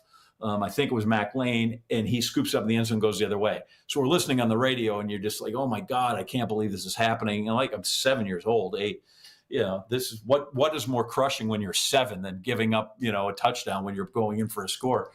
And you waited, and all of a sudden, 1, 2, 3, and then just this unbelievable groan. It was like all the air had been sucked out of Green Bay proper, at least on the west side. Because as you know, I grew up on the hardscrabble streets of the west side. Indeed. Yeah, where there was no drinking allowed, I think, right? The west side, I think, was the one that used to be dry. It was dry for the longest time. And then the east side was the only place you could get liquor. Wow. Now that I didn't. So here's why I asked this question. As much as Jesse wants to talk about alcohol consumption right now, both for your childhood and mine, generally speaking, their defenses sucked. And quite frankly, John Anderson was standing. Well, of course, yes, the other John Anderson is just like the other Mark Murphy. But we know obviously that in 2010 when they won the Super Bowl, Dom Capers' defense was really good. But Homer harps on this all the time, and he's right to do so. I mean, defensively, they just have not been, for everything this organization has accomplished, their defenses have not been very good, period. You had the Fritz Shermer defenses, and then Mike Sherman had trouble, the 4th and 26, all that. Mike McCarthy never had great defenses, started out with 3 years with because he couldn't get Jim Bates to stay after Jim Bates didn't get the head coaching job. He had a guy named Bob Sanders who was overmatched. Then he got Dom. They had success. And then Dom had a bunch of years where it wasn't so good. 14, it was good again. And then they obviously did what they did in Seattle. There's just, it's been rare for them to be genuinely good on defense. Last year, even with their issues with a pass rush, they were top 10 or top 5 in scoring and yardage. I think they were 5th in yardage, 6th in scoring. They were 4th in takeaways. They were 8th in sacks, which I don't know how that's even possible, given how bad their front 4 was. I think there's a chance they could be really, really, really good. Like not necessarily like Baltimore Ravens of 2000 good, but pretty damn good.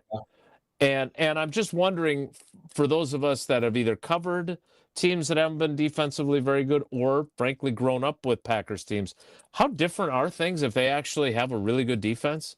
How does that change everything for everyone else, including the quarterback, who obviously has to play better as well?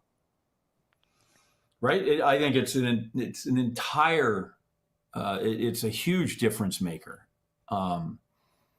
And now you sound like a cliche with defense wins championships, but you look at the teams that, I get where the points are scored, but who you shut out the Saints, who were starting Rattler, who's not even a good G League quarterback or whatever they have, XFL or whatever it is. They held Indianapolis to 10. Okay, well, Anthony Richard has shown that he can play he looks like he could play every position on the field except for the one he's employed to play. And then when they played Philly, it's 29, or they give up 34. And the Vikings, they give up 31. I'm looking at it now. So some of those times, Detroit, they give up 34. So some of those numbers, right? It's the old thing. We can make the stats say whatever you want them to say. Yeah. So 8th overall is great, but go look at the teams they lost to, and then the points they gave up, and then that becomes troubling. But if they can be salty, and if they can hold teams down, and you're right, I don't know that you can be the 85 Bears of the 2000 Ravens. By the way, Ray Lewis, the 85 Bears are a better defense than the 2000 Ravens. But anyway, I say that again from a safe difference from Ray, like he's going to be punch me in the face, but or worse. Just remember he was not he was prosecuted, but he says he was persecuted. There's two different things. So if they could do that, if you know. And I do. This is my worry every time I watch football, but it's especially telling with the Packers. How many times do you sit there in third down and go, just get them off the field, just get them off the field, and that's a problem. So just get them off the field, or worse yet, did you get the stop you needed? And I didn't. For all the stats, I think there was too many of that. There were too many times where we could really stand to get them off the field here, and even if they eventually did. You flipped field position, right? You went from a plus situation suddenly now, okay, they get into Packer territory and they punch it down to the 10, where it'd be like, hey, they're on their 10. Could we just get them to kick it from the 17? So I think that was an Achilles heel. And then again, there were times when you absolutely needed a stop, and you're like, did you get that stop at a really key point in the game?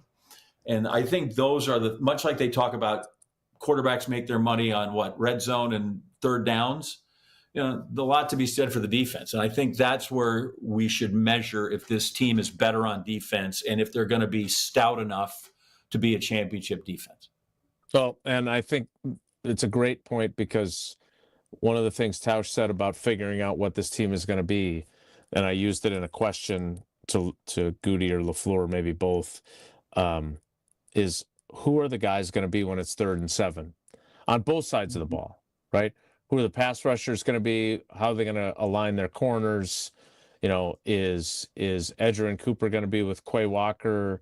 Are they going to put Isaiah Simmons in the mix? They seem excited about what he can do. On offense, who are the wide receivers? Are they going to go 2 tight ends, or are they going to go 3 wide? Like, what are they going to do in those situations? And then are those guys going to deliver or not? And I look at, it starts with the quarterback, but it certainly doesn't end with him. So it's a really good point by you. It goes to complementary football, right? Look at that very first game last year in Brazil. That was pre-tariffs, so I don't know if the score would be different now. If they would have scored 50% more, 50% less. I forget exactly how. It depends on which side, how you do the math. Hard to follow. But they get those couple of early turnovers, but they turn them into field goals instead of touchdowns, right? Like, right. Those are things too. Like when the defense hands you that, when they give you that, then okay, we can't just go, thanks. We'll be favorable. Like, you got to really put your foot down and go, okay, let's put this out early. So like in some of those games with the Packers, the Viking game, right? Like let's just take it away from them right away. And so the defense gave them opportunity sometimes, and that's where the offense also has to make good on the back half of that. It's not all strictly defense, because I know complementary football is a great buzzword now that's going on. That's a great phrase. Everybody loves that. But there's something to be said for that, right? That was dreadful against Philadelphia. You're like, oh, that's going to bite us, and you just know that's going to bite them. And behold, most often it does. It's kind of like letting the guy, when the leadoff runner gets on, he usually scores. And when you start, kicking threes, then it's just trouble. Like we have, have you heard of the Stableford scoring system in golf? You've heard of that? I am familiar with it. Don't ask me to try and keep track of your score with your guys at Whistling Straits using it. One of our great producers on SportsCenter, John Totten, we've come up with the modified Totten scoring system too, that you cannot, none of your field goals count until you've scored a touchdown. So you kick one, it's there, but we put it in the bank, and if you score a touchdown, then you can have the 3 points back. But you can't just win a game 12-0 by kicking field goals. Yeah, so the whole design is a bit more than that. But the idea is there are too many people kicking field goals and they're too easy to make. And so now no field goal counts until you get your first touchdown. And then you can start applying kicks. Mm-hmm. Jesse, I haven't brought the Tagliabucci yet, but we'll see if I can get it to the rules committee. I think Jason just dismissed it very easily.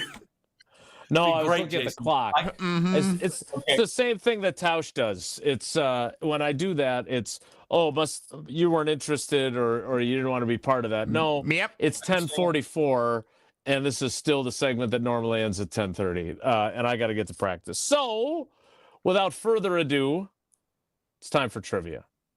Jesse, what's today's category, and which caller are you and John seeking as I head down to practice? Missouri Loves Company is today's trivia category. That was pretty good. Clever. Questions about Missouri, specifically the University of, with John Missouri? as a... I want to emphasize Missouri because I'm not saying misery. Missouri. Caller 15 sounds good today. Give people a chance. Caller 15. Caller 15, 844-770-3776, 844-770-3776. Caller 15 plays trivia presented by Vortex Golf with John Anderson and Jesse Nelson. That's I next. hope we know the answer to these, Jesse. You've got question two. You got 5 minutes to find with it. him. Yeah. They'll play next. It's Wilde Tausch. Wilde Tausch is presented by Pella Windows and Doors of Wisconsin. Call Gina Della from Pella at 855-PELLA-WI or visit online at PellaWI.com/radio. It's Jason Wilde from Wilde Tausch. Upgrade your industrial supply services with Lakeland Supply, your trusted ISO certified partner for custom packaging, shipping supplies, janitorial, and safety supply solutions. With over 40 years of industry excellence, Lakeland Supply is a proven one-stop source with over 95% of their products made in the U.S. And they treat their customers like family. Personalized service with a national reach. That's what Lakeland Supply does. Visit LakelandSupply.com to discover how they can make your business better. Mark Tauscher here, and these days I am sleeping better than ever. I am so thankful I met with the great team at Advent to help solve my sleeping problems. The Advent team is so great to work with, and their consultations are very informative. The Advent team listened to my struggles, and rather than forcing a surgery, they helped me find the best solution for a better night's sleep. My family and I are so thankful the solutions from Advent worked. To see how they can help you with snoring, sleep apnea, and nasal breathing problems, go to adventknows.com, because Advent knows when you breathe well, you live better. Take your game to the next level with Vortex Golf. This employee-owned brand out of Wisconsin brings you premium rangefinders like the Blade, Blade Slope, and the Anarch, packed with features like image stabilization, pin spotter mode, and rock-solid accuracy. Backed by a legendary no-questions-asked VIP lifetime warranty and unmatched customer service, Vortex has you covered. Ready to upgrade your gear? Visit MapleHillGolf.com and search Vortex to see the full lineup. Vortex Golf, you can bet on it. The only thing that tops our selection is your savings discount liquor. Faith and Bigora, lads and lassies. Irish Fest is almost here. One of the great Milwaukee summer festivals. And we'd like to send you there compliments of Discount Liquor. Hi, this is Marie from Discount Liquor. Purchase any 1 18-pack of Miller Lite, Draft, or 64, or Coors Light, and receive 1 free ticket to Irish Fest. But don't delay. Tickets go quickly, and I know you don't want to miss all the great Irish food and beverages. Visit us today at 51st in Oklahoma and Milwaukee, and on Barstow in Maine in downtown Waukesha. Discount Liquor, voted best liquor store in Milwaukee again. See us this week for your free Irish Fest ticket. The only thing that tops our selection is your savings discount liquor. Check out all of our weekly specials at discountliquorinc.com. From the biggest stars to the greatest moments, Behind the Bucks is Bucks history like you've never heard it before. It's all on Behind the Bucks on the Bucks Plus audio network. Behind the Bucks is presented by Gallagher, your trusted insurance broker and HR and benefits consultant. Available now on bucks.com/plus, the Bucks app, the new ESPN Wisconsin app, and wherever you get podcasts. Hey, Wisconsin, it's construction season, and the Wisconsin DOT wants to help you safely navigate work zones in your area. Check 511wi.gov or download the free 511 app to see current road work, closures, detours, and camera views on your route. Wherever your travels take you, know before you go with 511wi.gov. That's 511wi.gov. And remember, know before you go. Always park the phone while driving. Sponsored by the Wisconsin DOT. Home buyers are raving about their experiences with the Citizens Bank mortgage team. Aaron helped me get pre-approved really fast, like before the open house even started. I called Devin so many times with questions, and he always answered. It's more than a mortgage. It's your future. And at Citizens Bank, we make it personal. Learn more at citizensbankwi.bank/mortgage. Citizens Bank is member FDIC and an equal housing lender. NMLS 746419. You're listening to Wilde Tausch on 94.5 ESPN. Presented by Pella Windows and Doors of Wisconsin and sponsored by American Family Insurance.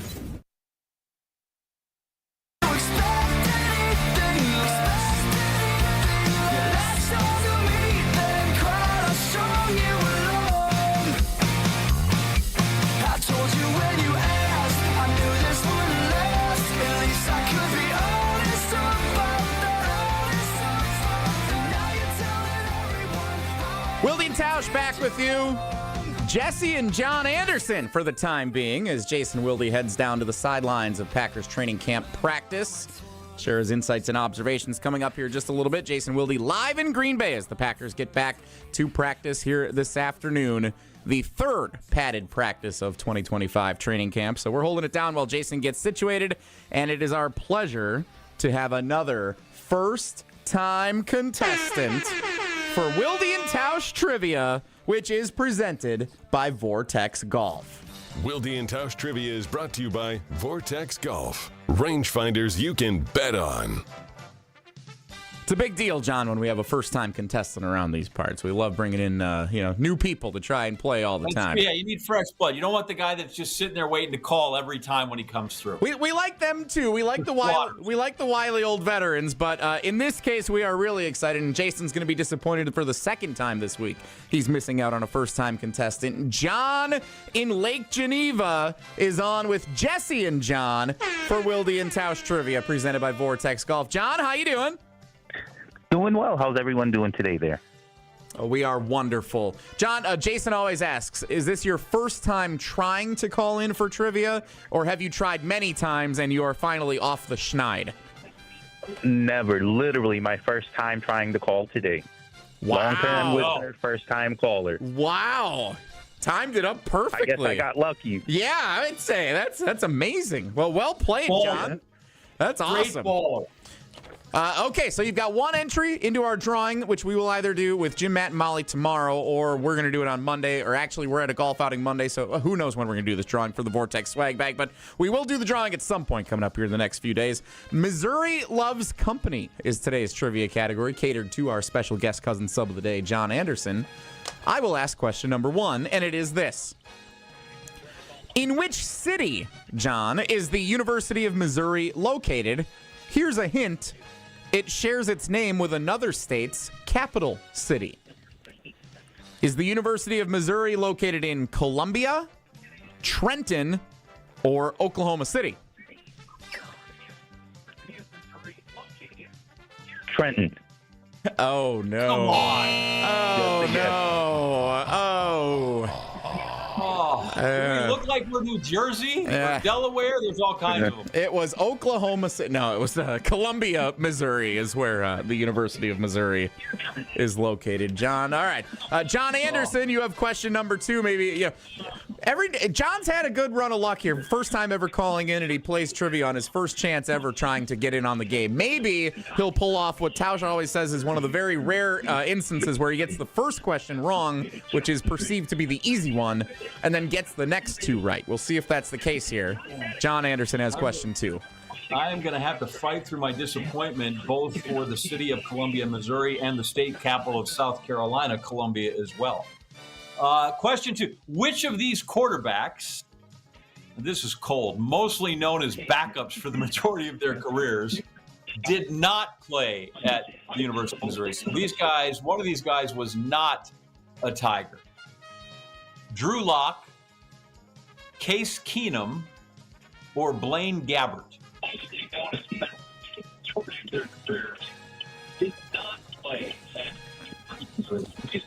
What do you think, John? Me, John, or the other John? Yeah, you, John. This is tricky. I know the answer. I think John Anderson knows the answer, but we are asking John in Lake Geneva to answer the question. I'm going to guess Blaine Gabbert. Oh. Uh-oh. By the way, I always refer to Blaine Gabbert as he should have been a Hall of Famer. He got such a bad deal with what they did to him in Jacksonville. Otherwise, that guy's in the Hall of Fame.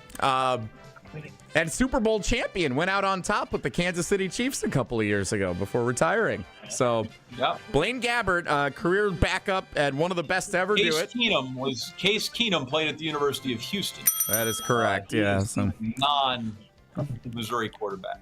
Well, John in Lake Geneva, getting the first one wrong and the second two right is only rarer to getting the first two wrong and getting the final question right. I don't know if we've ever had that, so let's see if we can do a Wilde Tausch first here for trivia presented by Vortex Golf. You got a chance at question number 3. Since 2004, I'm going to ask this one so John Anderson doesn't have to refer to Kansas by any of the very mean nicknames that he's provided for them. By the way, you spelled it wrong in the question.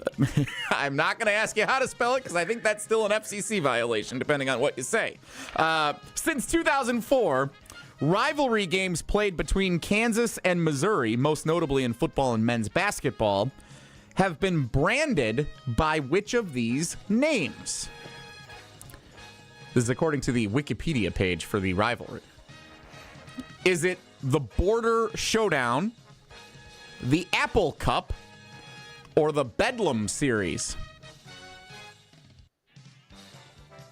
You can do I'm going to guess Border Showdown. Border There Showdown you go. is correct. And a very rare get the first two wrong, get the third one right for John in Lake Geneva.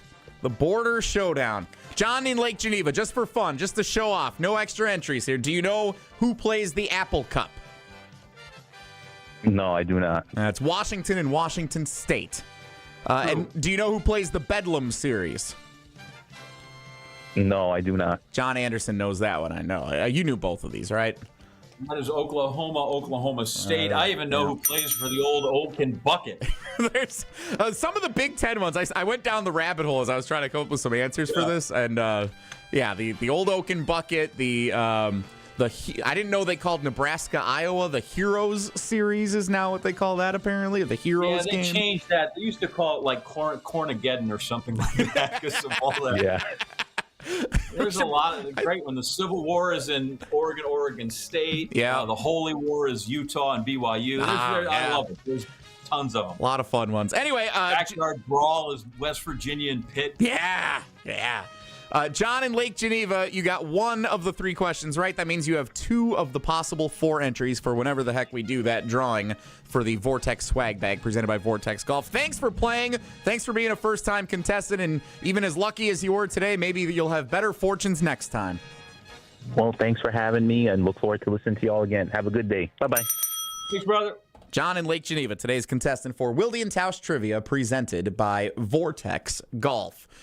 Jesse Nelson and John Anderson for the time being, but Jason Wilde is getting situated up in Green Bay where he will host the remainder of the show live in Green Bay as the Packers take to the field for training camp practice number 3 in pads. We will hear from Jason coming up on the other side of this break, but before we do so, we will hear from Mark Tauscher telling us about the ice-cold, refreshing taste of Coors Light. Stick around, it's Wilde and Tausch. Mark Tauscher here for the Blue Mountains of cold, refreshing Coors Light. Whether you're tailgating pregame, enjoying your experience during the game, celebrating a big win after the game, or you just need a moment to chill, crack open a Rocky Mountain Cold Coors Light. Coors Light is brewed with a 3-step cold process, cold lager, cold filtered, and cold packaged, so it's actually made to chill. The mountains on Coors Light's cold-activated bottles and cans turn blue when chilled to perfection, which, besides the refreshing taste, is my favorite thing about drinking Coors Light. Refreshingly cold and only 102 calories, Coors Light is made to chill. Celebrate responsibly. Coors Brewing Company, Golden, Colorado. We're on the Packers. There's a lot of guys that have shown they belong. Wilde Tausch continues next on 94.5 ESPN, presented by Pella Windows and Doors of Wisconsin, and sponsored by American Family Insurance. All day, every day, the Carbless talk and text line is open for you. First off, there is not one team that's on the fringe that scares me. 800-990-3776. The Carbless talk and text line. This is more. Do you worry about how much someone drinks? Do you feel neglected or unloved? If you answered yes to any of these questions, you are not alone. Al-Anon and Alateen can help. Call 1-866-200-0223 or visit alanon.org/help. It's always a beautiful experience coming out to the ballpark. Many fans prep in the parking lot amongst our legendary tailgaters. When you're ready for new windows and doors, prep for those at the Pella Experience Center in Brookfield. See, feel, open, close, and compare dozens of window and door options from different Pella lines side by side. And if you order by July 31st, get 0% interest for up to 5 years on Blue Mountain Road, or visit PellaWI.com today. This summer, make 3rd Street Market Hall your one-stop, must-stop destination to eat, drink, and play. 3rd Street Market Hall has over 15 locally owned food vendors, a self-serve beer wall featuring 30 Wisconsin breweries, over 50 HD TVs, and happy hour specials all week. The perfect place to work remotely or catch a game between meetings or over lunch, 3rd Street Market Hall is your home away from home or office. Visit 3rdstreetmarkethall.com for menus, events, and more information.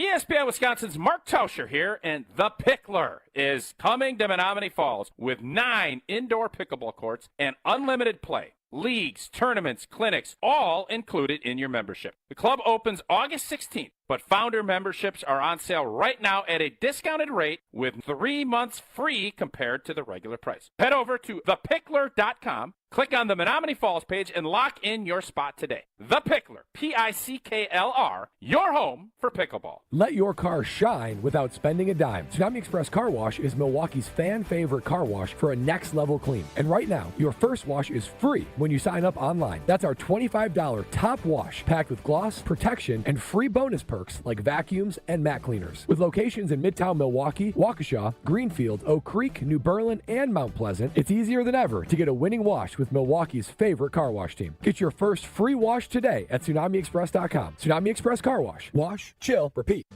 Transform the way you do business with Fifth Third Bank's Commercial Payments Solutions. Our market expertise and managed services streamline your entire payment process, seamlessly integrating with your existing systems to give you unparalleled control. Discover new revenue sources, save time, reduce operating costs, and boost your bottom line with our customized payment solutions. Fifth Third Bank, National Association, custom solutions built around your goals. Member FDIC.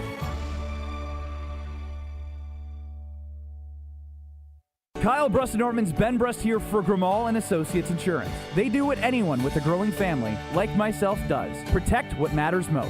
Grimal & Associates specializes in coverage that's tailored exactly to you. Clients aren't just policies. They're part of their community. Personalized American Family Insurance back service, expert guidance, and genuine commitment. Grimal & Associates focuses on building trusted relationships and providing peace of mind. The same values they've had for over 30 years in the Milwaukee area. Connect with Grimal & Associates at teamgrimal.com.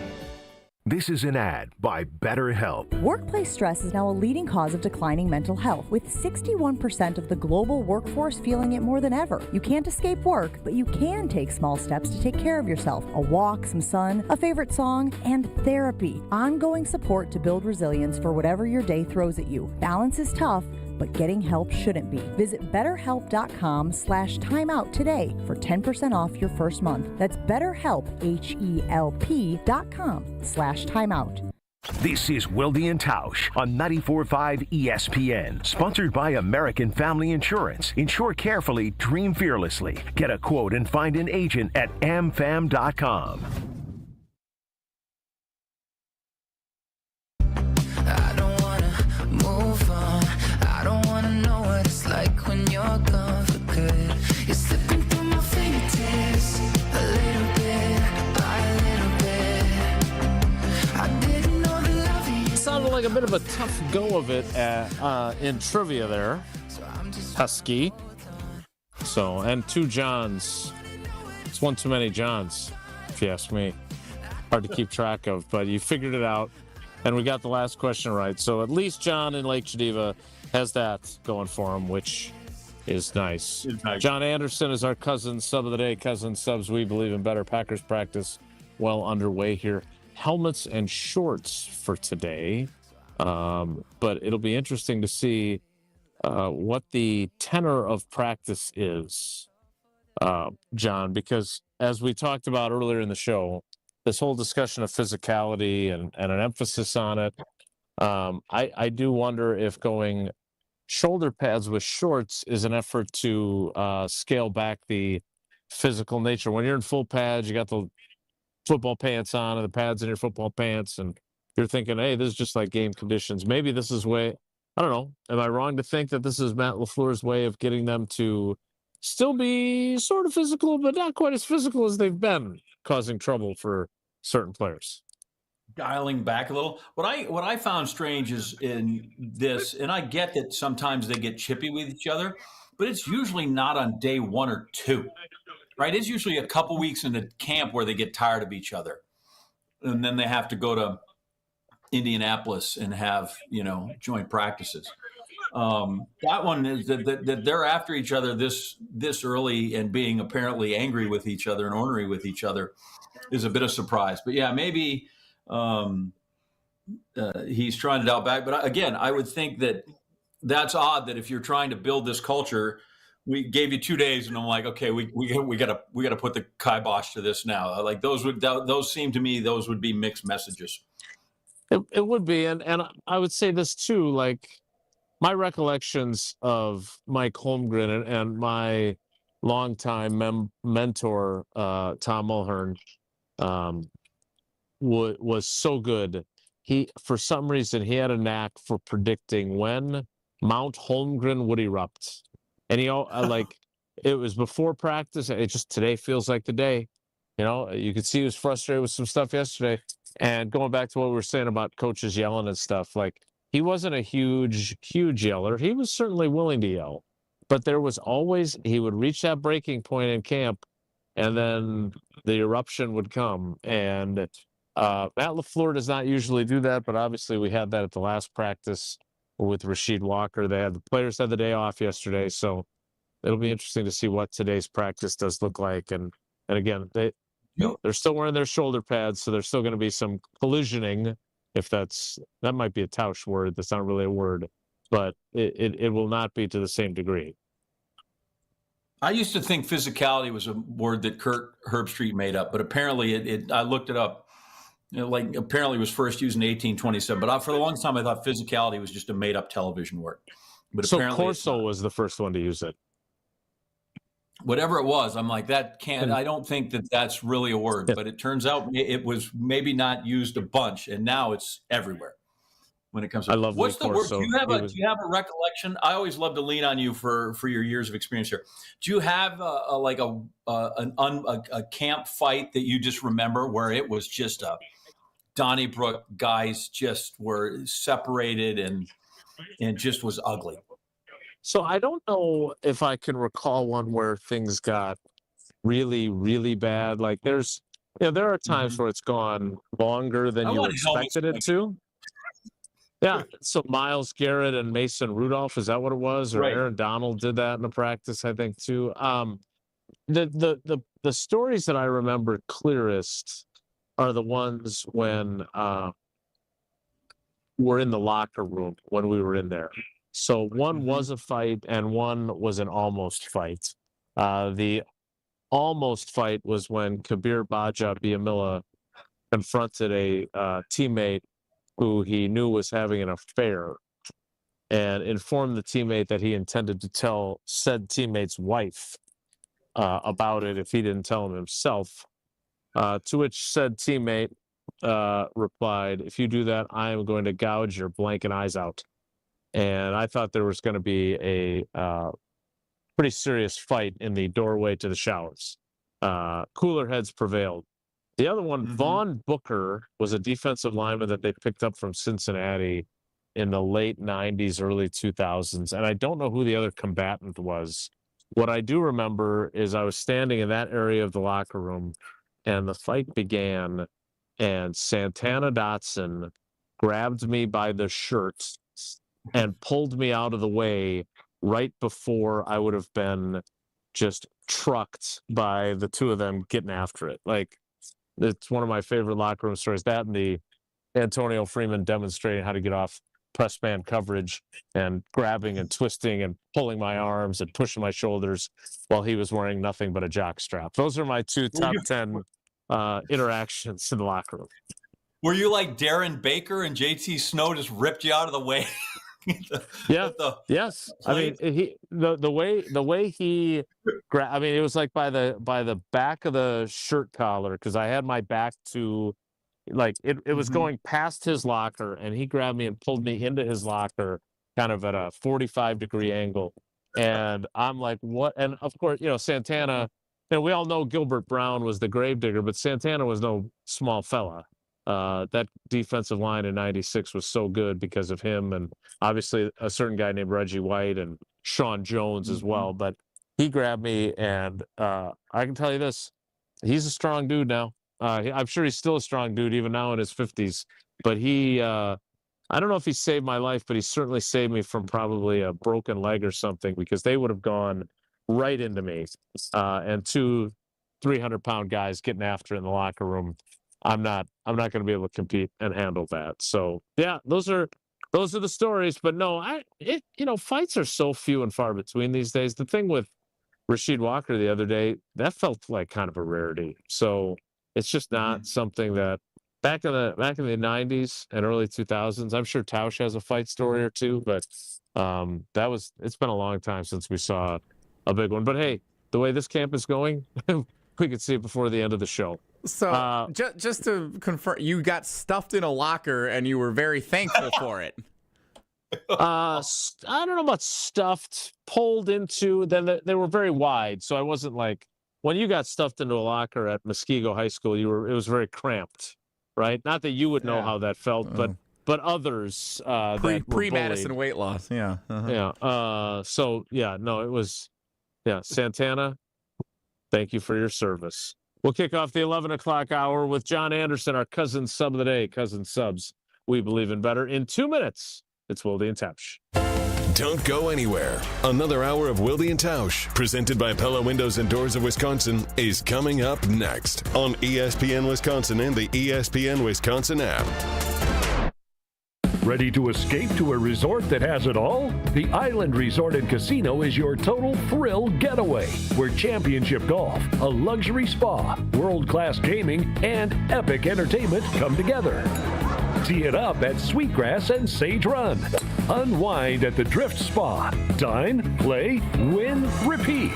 Go all in on an unforgettable getaway. Book your total experience today at islandresortandcasino.com. Hey, Wisconsin, it's Mark Tauscher, and UW Credit Union and I love all things Wisconsin, especially the Wisconsin State Fair. And now, UW Credit Union's helping you enjoy it for free. Just open a new rewards checking account at any UW Credit Union branch in the Milwaukee area by August 1st, and you'll get a free 4-pack of Wisconsin State Fair tickets. For details, visit a Milwaukee area UW Credit Union branch or go online to uwcu.org/State Fair. Federally insured by NCUA. Terms apply. Summer is here, and your taste buds deserve the best. Carbless is perfect for the pool, the lake, or hanging out by the fire. Full of flavor with 0 sugars, only 100 calories, and made with premium spirits. Don't just settle for something overly carbonated and those flavorless seltzers. Carbless has full flavor with every sip, not just a hint. So when you're ready to take a drink and ready to chill, Carbless is clean, crisp, and won't leave you feeling bloated. Find your bliss today at drinkcarbless.com. It's ESPN Wisconsin's Ben Bruss talking about our friends at Road America, America's National Park of Speed. Get out of your house this summer and go to Road America, located conveniently between Green Bay and Milwaukee and Elkhart Lake. Come see a race at the legendary 4-mile, 14-turn road circuit that has hosted some of the best races since 1955. Motul Sports Car Grand Prix featuring IMSA is up next on July 30th through the 1st of August. Camp on site all weekend and enjoy free admission for kids 16 and under with a paying adult at the gate. Come for the experience and stay for the race. Get your tickets at roadamerica.com. You're listening to 94.5 ESPN, WKTI and WKTI HD Milwaukee, a Good Karma Brands radio station.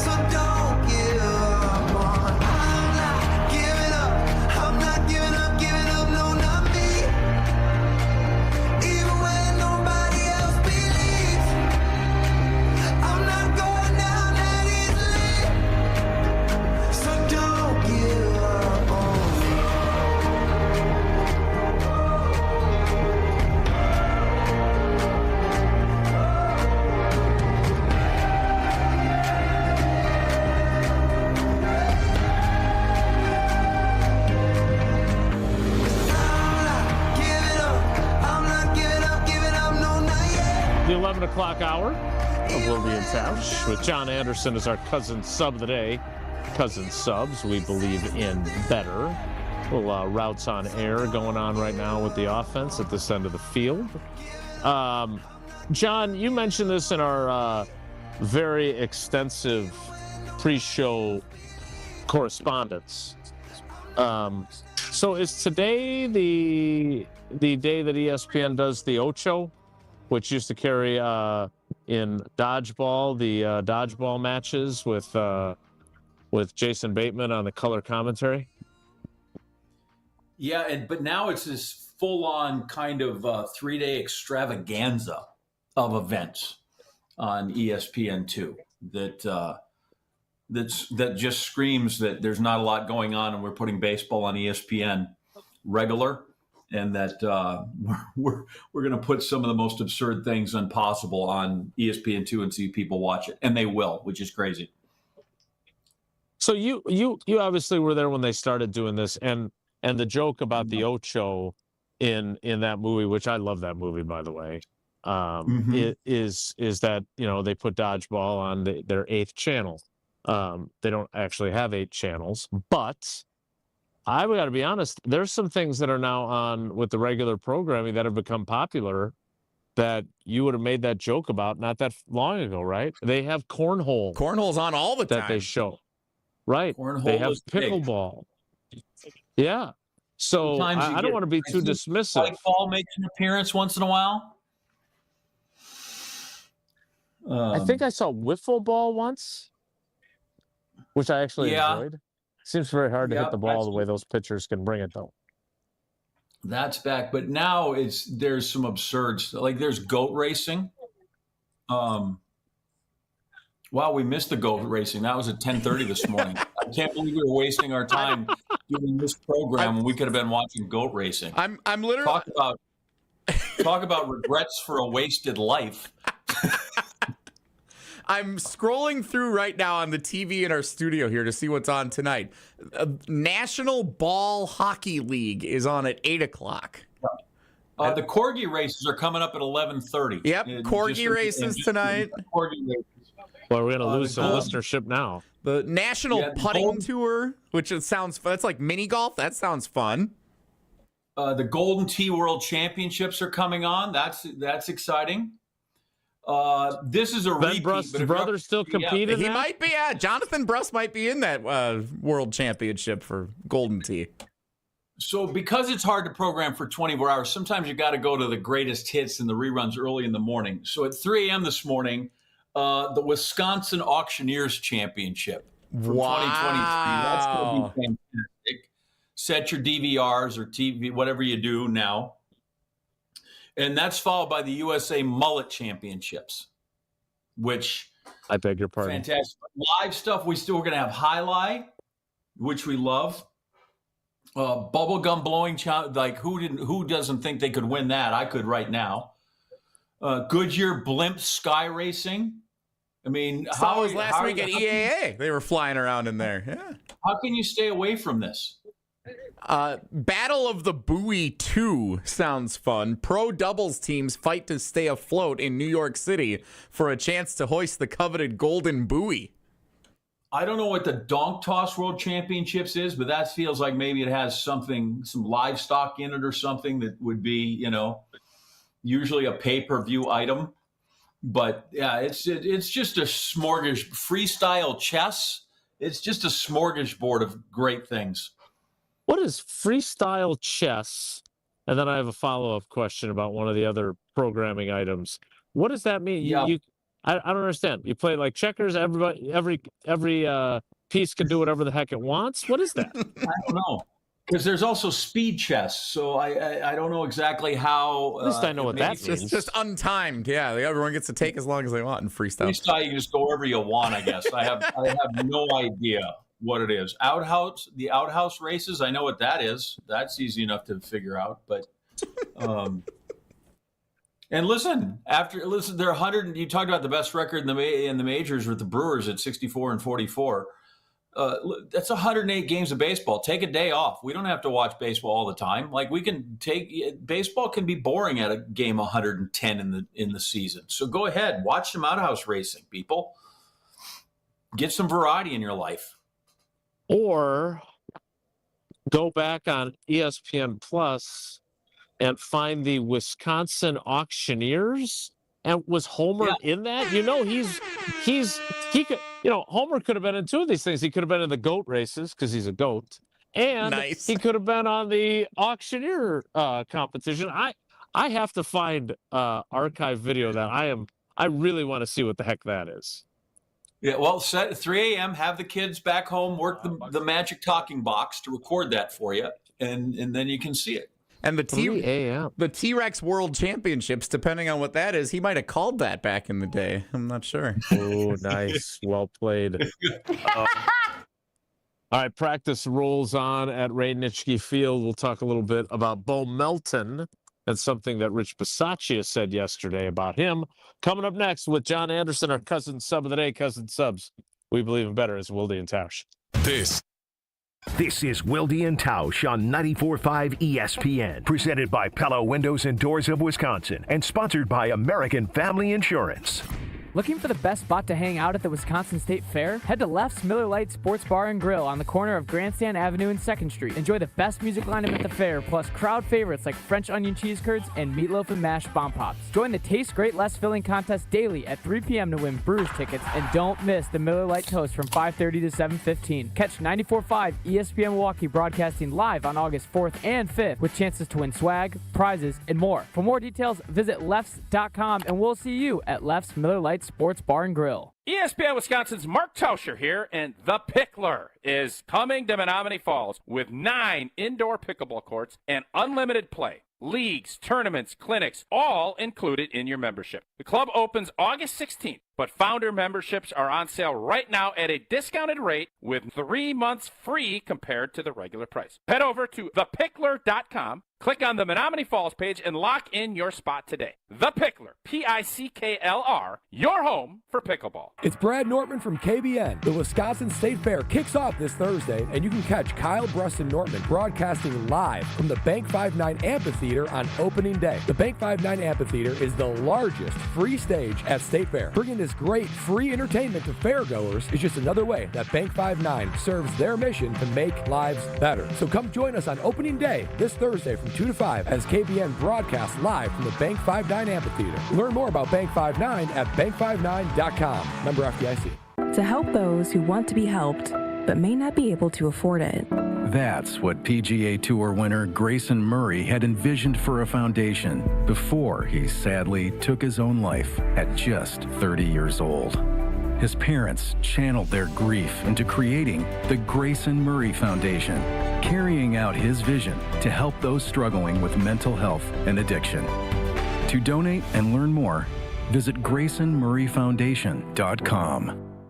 Bikers need protection, not just from other drivers, but unfortunately from insurance companies too. If you've been injured in a motorcycle crash, call Gruber Law Offices today. Bikers are often blamed for causing the accident because the insurance companies simply don't want to pay. At Gruber Law Offices, we've been fighting for injured bikers and their families for more than 30 years. Trust us to fight for what you deserve. Gruber Law Offices. One call, that's all. The only thing that that tops our selection is your savings discount liquor. Faith and Bigora, lads and lassies. Irish Fest is almost here. One of the great Milwaukee summer festivals. And we'd like to send you there. Compliments of Discount Liquor. Hi, this is Marie from Discount Liquor. Purchase any 1 18-pack of Miller Lite, Draft, or 64, or Coors Light, and receive 1 free ticket to Irish Fest. But don't delay. Tickets go quickly, and I know you don't want to miss all the great Irish food and beverages. Visit us today at 51st in Oklahoma and Milwaukee, and on Barstow and Maine in downtown Waukesha. Discount Liquor, voted best liquor store in Milwaukee again. See us this week for your free Irish Fest ticket. The only thing that tops our selection is your savings discount liquor. Check out all of our weekly specials at discountliquorinc.com. 1, 2, 3 into the 4. Avondale Roofing is knocking on your door. Leaking roof? Man, that's a shame. Call the real pros. We running this game. We patch it, thatch it, no need to stress. Our crew shows up and cleans up the mess. No drips, no drafts, no drama at all. Just tight new shingles and a leak-proof hall. Hey. It's nothing but Avondale, baby. They keep it dry when the weather gets crazy. Hey. Visit AvondaleRoofing.com. That is AvondaleRoofing.com. You're listening to Wilde Tausch on 94.5 ESPN. Presented by Pella Windows and Doors of Wisconsin. Call Gina Della from Pella at 855-PELLA-WI or visit online at PellaWI.com/radio.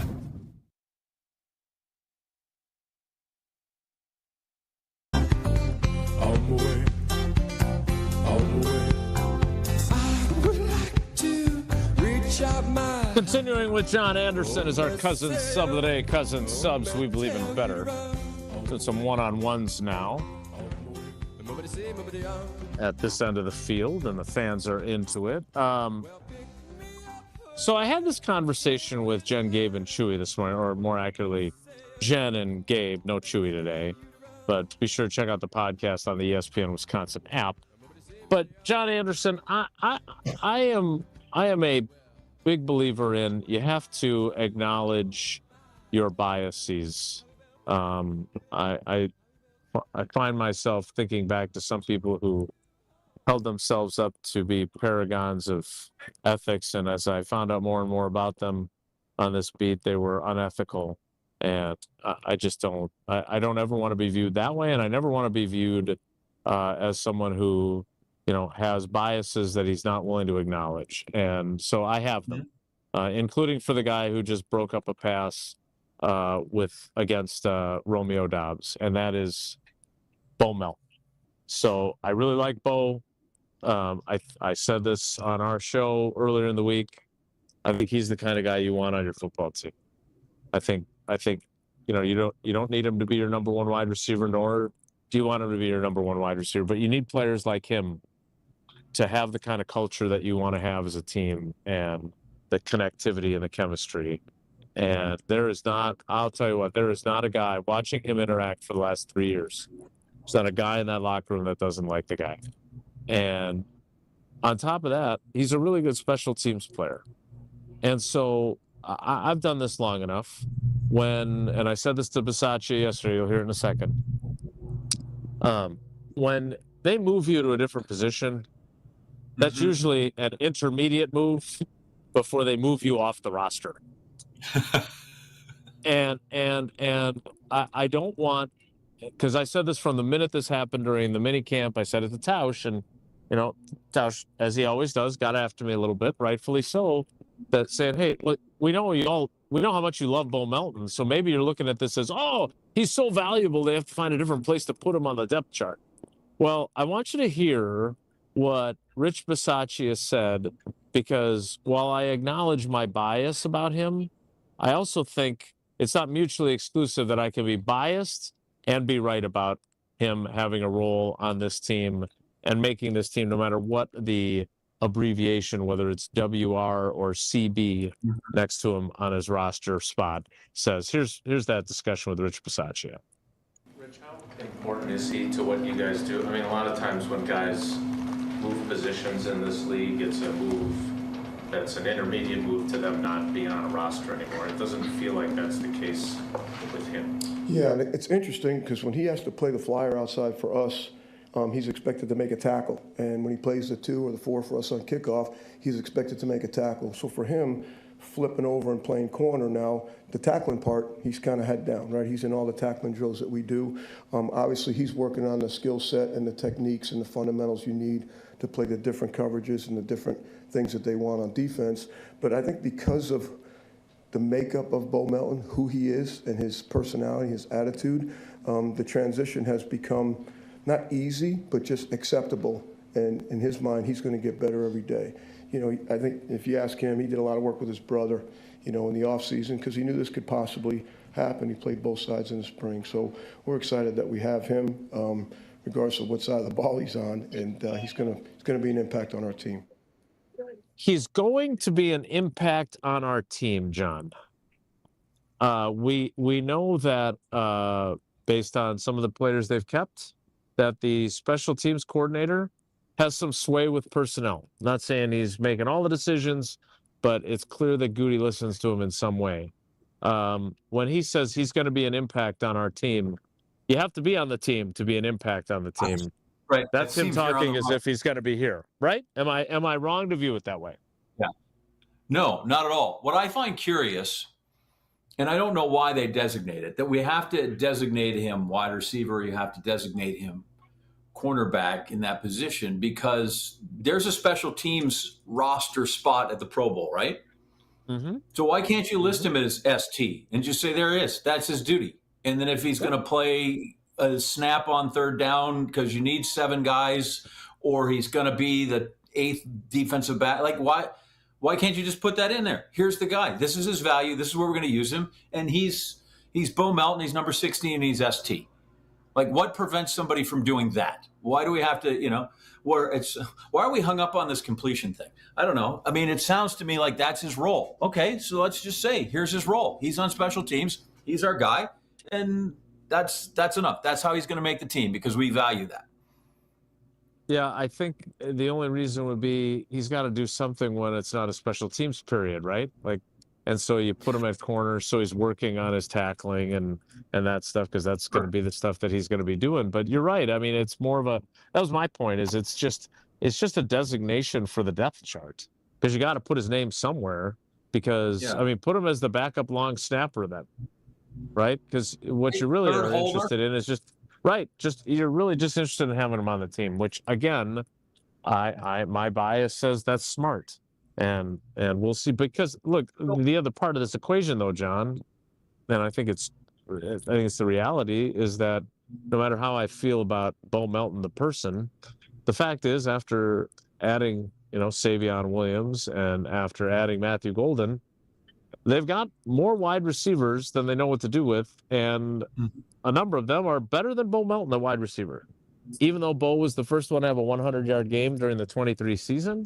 Even though he can play wide receiver in this league, they've got other guys that they think are better, and they're right. They are better, so they got to figure out a place to keep him. And I'll say this: the corner position, that is not the problem at the corner position. They don't have enough guys at the corner position. So if you had to find a place to hide him, so to speak, on the roster or on the depth chart, that's definitely the place to put him. So what is it about him aside from ability? What is it you like about him? What does he show that he's the guy in the room or in the locker room that people, I don't know if gravitates to him is the right word, but as you discussed it, what is it about him that makes him valuable beyond just, the number of snaps he gets? Well, first of all, you always know, those guys that, and maybe you've got some in your group that signed the print of Whistling Straits behind you. There are those guys that just have that. They have it, right? They have that personality. Like Charles Woodson was the coolest guy in whatever room he walked into, but he was also a little intimidating. Like there are certain people that they just have this ability to make you feel like you're their best friend, and they've got like 30 people that feel that way. Right. And I think Bo's got that for one. For two, like I'll give you an example even yesterday. So like they play this game that I cannot even begin to express how bad I would be at it. You make a motion, you're standing face to face with a player. And yesterday, when I looked over, Bo was serving as the arbiter, the referee of it. It was McCole Hardman and I want to say Micah Robinson. And you stand face to face with each other, like like you would for like a photo op for promoting a boxing match. And you're face to face with each other, and then you take turns and you make a movement pointing in a direction, up, down, left, right. And the person that is on the receiving end all they have to do is look a different direction than the one you pointed. So if you point up, as long as you look down, left, right, you win the point. But try it sometime. You know, you and your son, when he gets up and he's not playing the piano, try it sometime. When someone points, you want to look the way he's pointing. So it's harder than it sounds. And they play it all the time. And I turned to Bo while I was watching, like, new locker room, same games. He's like, yep. And the ping pong table, where he is the master, by the way, is just in the next room over. And so it's just that it's hard to put your finger on. But by the way, he's also a really, really good special teams player. And one of the things about being constructed the way these guys are and bringing young guys in all the time, you know, first of all, let's be honest, guys that get drafted, most of them are at the point in their careers in college where they're not playing special teams, right? So you don't have a bunch of guys that are adept special teams guys. And the way they're building rosters now, you're changing that over so quickly that's got to be tough for Rich Bisaccia. You know, he lost one of his rocks with Eric Wilson who was really good for them last year, and also filled in at linebacker. So Bo Melton has a role not just because he's lovable, it's also because he does that. If he was a crappy special teams player, they don't give a damn how likable he is. Sure. They could go have him work in the pro shop. And the customer service would go through the roof because he'd be great with people and sales would increase. But it's about more than that. All right, we need to get to Lone Nelly. I'm sorry, John. I didn't mean to cut you off. I can't see you since I'm at practice. No worries. No. I was just backing up. You're right. No matter how nice you are, there's a production element that will always trump everything in the NFL. And he has, in fairness to him, he has produced a wide receiver, which if somehow they get down at wide receiver or get down at corner, and he's obviously going to be active on game days because of his special teams, that they do save a roster spot. And he was the first one to say, I am not Travis Hunter. So among all the other qualities Bo Melton has, he also has self-awareness, which we like. We will get to Wone Nelly. Jesse already has shared his incredible interaction with Pat Murphy, but maybe he'll revisit that and more during Wone Nelly. That's next. It's Wilde Tausch. Wilde Tausch is presented by Pella Windows and Doors of Wisconsin. Call Gina Della from Pella at 855-PELLA-WI or visit online at PellaWI.com/radio. Wow, a bomb by Yelich. Join the crew for an electric matchup when the Brewers host the Mets August 8th through the 10th. The weekend starts with a celebration at Cerveceros Night on Friday the 8th, featuring makers markets, music, and more. Then don't miss an all-new Christian Yelich bobblehead giveaway on Saturday the 9th, courtesy of American Family Insurance. Close out the series with Sunday matinee baseball and a limited edition Jacob Mizorowski t-shirt giveaway. Grab your tickets at Brewers.com. Hey, Wisconsin, it's Mark Tauscher, and UW Credit Union and I love all things Wisconsin, especially the Wisconsin State Fair. And now, UW Credit Union's helping you enjoy it for free. Just open a new rewards checking account at any UW Credit Union branch in the Milwaukee area by August 1st, and you'll get a free 4-pack of Wisconsin State Fair tickets. For details, visit a Milwaukee area UW Credit Union branch or go online to uwcu.org/State Fair. Federally insured by NCUA. Terms apply. It's always a beautiful experience coming out to the ballpark. Many fans prep in the parking lot amongst our legendary tailgaters.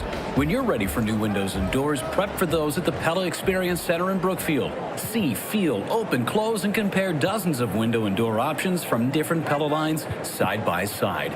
And if you order by July 31st, get 0% interest for up to 5 years on Blue Mountain Road, or visit PellaWI.com today. This is an ad by BetterHelp. Workplace stress is now a leading cause of declining mental health, with 61% of the global workforce feeling it more than ever. You can't escape work, but you can take small steps to take care of yourself. A walk, some sun, a favorite song, and therapy. Ongoing support to build resilience for whatever your day throws at you. Balance is tough, but getting help shouldn't be. Visit BetterHelp.com/timeout today for 10% off your first month. That's BetterHelp, HELP.com/timeout.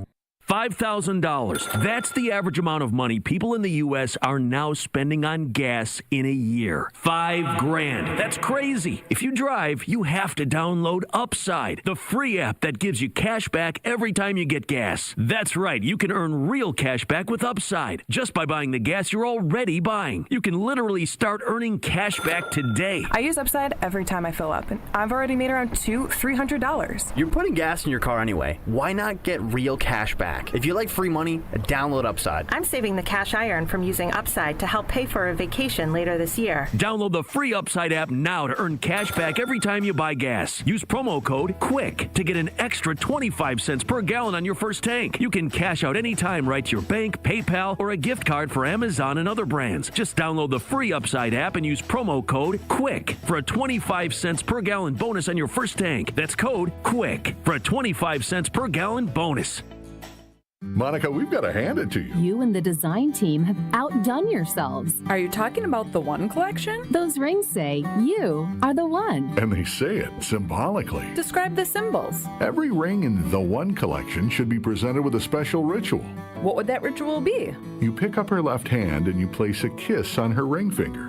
Rick, you never told me about that part. Then you show her the tiny red diamond, flush mounted inside the ring, that will forever be in contact with her finger. Why is it red? Because that's when the giver says to the one, wherever you go, my heart goes with you. I give you this kiss. I give you my heart. The red diamond is a secret symbol of that sacred moment. The center diamond on the outside of the ring is for the whole world to see. But the tiny red created diamond inside the ring is only for the two of them. The One collection of engagement rings is available exclusively at Kessler's. To find the Kessler's nearest you, visit KesslersDiamonds.com. You're listening to Wilde Tausch on 94.5 ESPN. Presented by Pella Windows and Doors of Wisconsin and sponsored by American Family Insurance.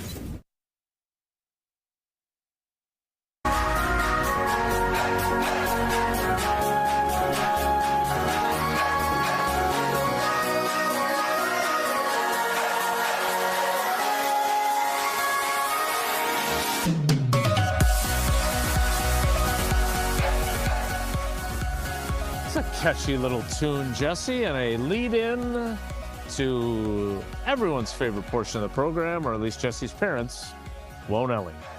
If the topic is good, the guys discuss. Just the other morning I had breakfast at Tracy Rocker's house. His mama brought out 15 flapjacks. He said, Mama, take back 5 of them flapjacks. I gotta stay hungry for the Crimson Tide. But if it's not, the show must go on. It's time for Whoa, Nelly! On Wilde Tausch.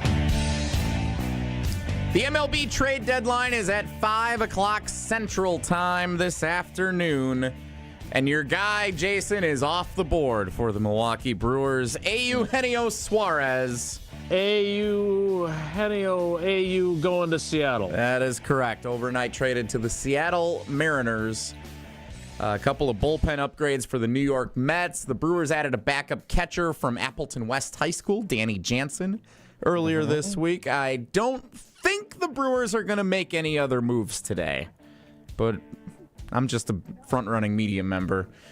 John Anderson, do you feel if the Brewers do not make any changes today before the trade deadline, as the best record in baseball, they are still well-positioned to make a postseason run? Yes, they have. All you see, for the most part, Suarez, I guess, was standing. Everybody wants pitching, more pitching, more pitching.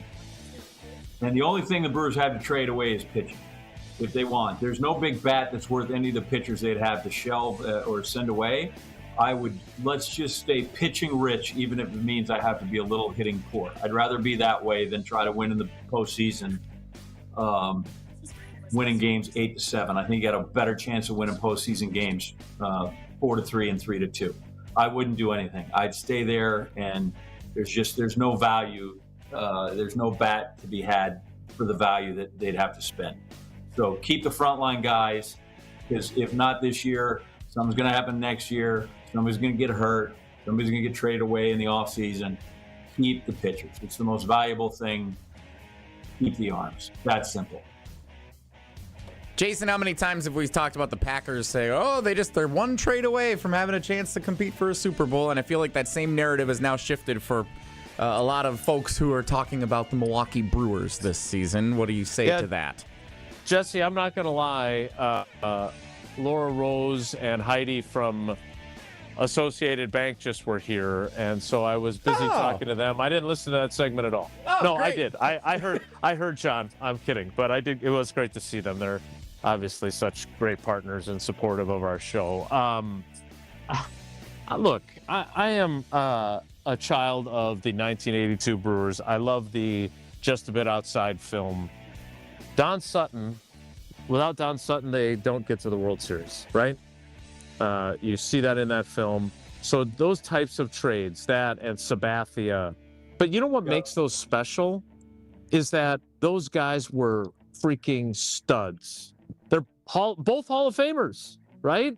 And so I was leery all along, Jesse, of, and as much as I love saying A.U. Henio, as I sounded out phonetically, I was leery all along about giving up things that when you are what the Brewers are, that you give up a guy that you end up down the road going, well, A.U. Henio hit 8 home runs for us, and we checked out in the division series, and we gave up this guy, and he ends up being, a stud for someone else. It would have been I keep thinking back to what Jeff Passan said to us that day, and that was that they may be one bat away, but those bats might not be out there or worth the trade value, right? And so I don't know, Jesse, the bats that they suddenly have in the lineup, and I mean, I don't know, I feel really good about them. I really do. I understand that they lost because you were there. Yeah. But some of the recent developments with guys that have come up and made an impact, I'm sorry. I'm going to choose to believe that that's going to be good enough. There's an argument to be made that with some of these advanced metrics you can dive into, the Brewers lead the league in infield hits, and they are a bit streaky when it comes to scoring runs, where they can go a couple of games where they get shut out or they score 1 and they're losing games they can't score in, and then they can score 8-9 runs and whatever. What I say to that is they lead the league in infield hits. They also are one of the best teams at stolen bases. Maybe they're just fast. Maybe they can just hit with the shift gone. Maybe they can just hit the ball where some of the defenders aren't, and they can leg out a single and steal second base and score a run. That's production in baseball. It's okay if that's how they're scoring runs. I'm okay with where they're at. So Jesse, you obviously know this team better than I do. I'm curious. It's been 4 games. Yeah, front-running media member. Exactly. Is it possible? And again, I don't want to put too much on him, but is it possible that Andrew Vaughn is the guy? He's their big acquisition, and they didn't even have to acquire him per se? Yeah, is that possible? A couple of articles this week, and it came up with when they acquired Danny Jansen the other day. And so, okay, is this the move they're going to make? Are they really not going to do that? They made a trade for Quinn Priester in the first week of the season because they didn't have anybody to start pitching. And Quinn Priester, they've won 11 straight games that he's started. He's got 9 of the 11 wins. They traded for Andrew Vaughn, who's hitting at a Barry Bonds-like clip since he's joined the Brewers. It's unreal what those two guys have done, and are they going to be that good forever? Maybe not, but maybe. Those are the kinds of moves that teams at the trade deadline would hope to make and have a difference maker that propels your team forward and gets you over the hump. They've done that already this season when they were desperate and needed to because of injuries and whatever else. So I think they're well assembled. I agree with John. For how many times have the Brewers in this golden age of Brewers baseball made the playoffs and we've felt good about the lineup but not so good about the pitching? And that's when they struggle in the first round. 2018, you felt good about the pitching. They made it to Game 7 of the NLCS. 2011, you felt good about the pitching. Made it to Game 6 of the NLCS. So this might be the best we've ever felt about the pitching. Let the lineup be what it is. It's not like they're awful. It's not like they're terrible at hitting the baseball. They're a little streaky sometimes, but I'll roll the dice with what they have. Whoa, Nelly! Whoa, Nelly! What's next, Jesse? Just for John Anderson, I want to bring this up. This will be our last topic of the day here. Oh, dear. In Whoa, Nelly. The Wisconsin Badgers football team is projected to finish 12th in the Big Ten. Mm-hmm. The Missouri Tigers football team is projected to finish 12th in the SEC. If you had to put your stock in one of the teams, John, and I think this will say more about Wisconsin one way or the other for our fans, where are you going to buy stock? The Wisconsin Badgers or the Missouri Tigers picked to finish in the bottom half of their respective leagues? So I don't know as much about what Coach Bickle's got going over there. I know he's like Missouri, it's all, can they find a functional quarterback? Of course, I've said that about the Badgers for 25 years, except for the 1 year since Bevel and the 1 year of Russell Wilson. Yeah. Russell Wilson. I feel like the Badgers have been quarterbacked by the same person every year.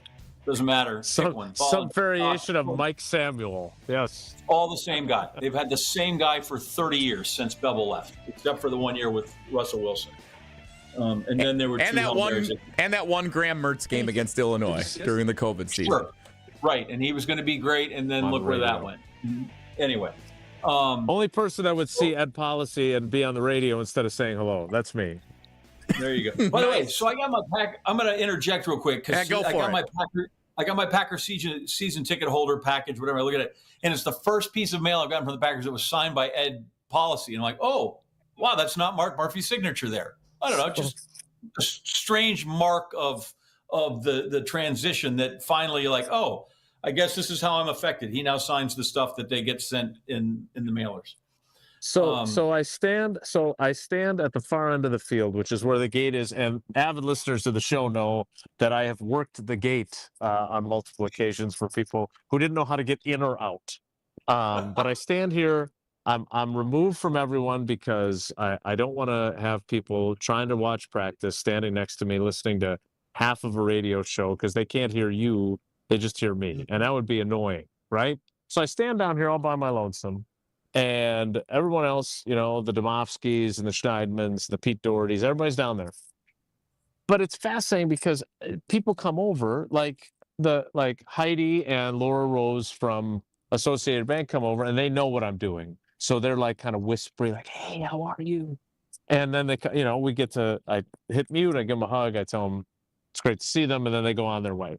Other people come up, it's like they have no concept of what the hell I'm doing. And if you're talking, I just look like a guy standing with headphones in. So they start talking to me.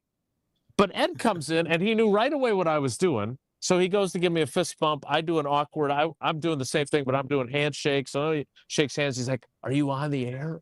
I'm like, "Yeah." And then as he started to walk away, that was when I said, only person in this entire place that sees Ed Policy and tells him, "Sorry, I can't talk."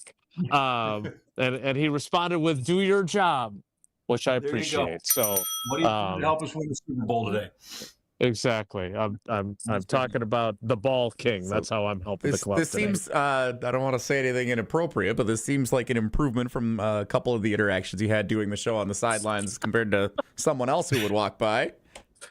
Or would walk into the Hudson Center to just avoid me completely. Yes, that's definitely true. Very fair assessment, Jesse. We got to get the Chippewa Falls. That would be his predecessor who did not appreciate my question in a press conference about the structure and asking him, what makes you qualified to make the decision on the next head coach instead of letting the GM do it the way it's been done under Ted Thompson and Ron Wolf for the past 30 years. There you go. He did not like that, and he never forgave me for it. And sometimes we went out. We went out on a good note, though. He and I had a good talk before he called it a career. So I'm sure next time he sees me, he'll go not quite as far to avoid me. That's good. That's good.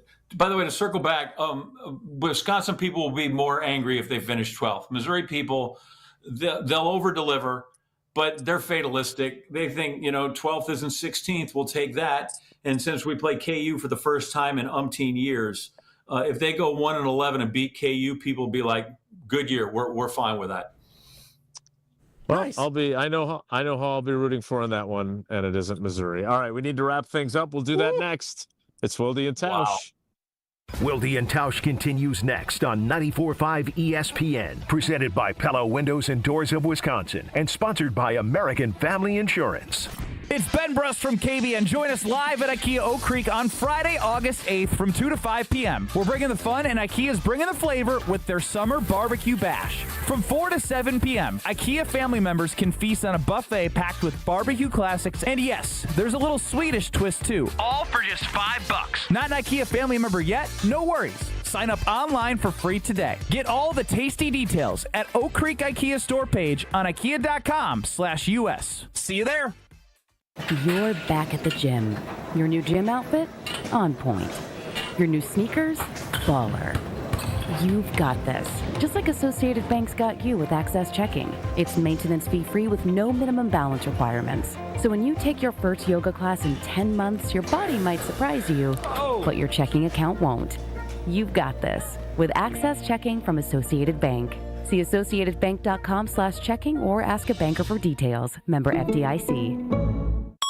An ESPN Radio Extra Point with Joe Fortenbaugh. Here's the jam that Cleveland's in. Say you want to open the season slow. Let's go with Joe Flacco, 5, 6, 7 games, maybe like what the Giants do with Russell Wilson in New York, and then we'll eventually turn it over to them. Fine. Here's where it gets complicated. If Cleveland stinks this year, they're going to be in a position to strike early in the draft with a loaded QB class. Cleveland, by the way, sitting on multiple first-round picks, I believe. You're going to be in primo position to get a great quarterback to move your franchise forward, but you just used 2 draft picks on quarterbacks this past year. So if you don't start these guys early, Gabriel and or Sanders, and you don't know what you have in them, how do you know whether or not you're supposed to go draft a quarterback next spring? Like, if you get 6 games of Shedeur Sanders, is that enough of an evaluation? Actual price will depend on product and subscription plan. Featured products are compounded drug products, which the FDA does not approve or verify for safety, effectiveness, or quality. Prescription products require an online consultation with a healthcare provider who will determine if appropriate. See website for details, restrictions, and important safety information. Want a boost in and out of the bedroom? Hims has you covered. Introducing a new 2-in-1 approach to level up your game. Tadalafil for better bedroom performance and zinc for testosterone support. Put it all together and you've got what you need to turn things all the way up. Getting started is simple. Just go to hims.com/joy to start your free online visit. Through Hims, you can access ED treatments including pills, chews, and more. 100% online. No office visits, no pharmacy lines. Just fill out a simple intake form and a licensed medical provider will determine if treatment's right for you. If prescribed, it ships free and discreetly to your door. Find affordable treatment options at up to 95% less than brand names at hims.com/joy. That's hims.com/joy, HIMS.com/JOY. Mark Tauscher here, and these days I am sleeping better than ever. I am so thankful I met with the great team at Advent to help solve my sleeping problems. The Advent team is so great to work with, and their consultations are very informative. The Advent team listened to my struggles, and rather than forcing a surgery, they helped me find the best solution for a better night's sleep. My family and I are so thankful the solutions from Advent worked. To see how they can help you with snoring, sleep apnea, and nasal breathing problems, go to adventknows.com, because Advent knows when you you breathe well, you live better. Fisco is always there for your auto body care. When accidents happen, Fisco Auto Body on Forest Home in Franklin is there when you need them. Got a broken mirror? They'll take care of it. Dented bumper? Scratch paint? Fisco Auto Body will take care of it. If there's any damage you need fixed, Fisco has you covered. Their expert workmanship is guaranteed for the life of your vehicle. So stop in for all of your auto bumps and dings. Once again, you know the line. That's Fisco. This is Wilde Tausch on 94.5 ESPN, sponsored by American Family Insurance. Insure carefully, dream fearlessly. Get a quote and find an agent at amfam.com.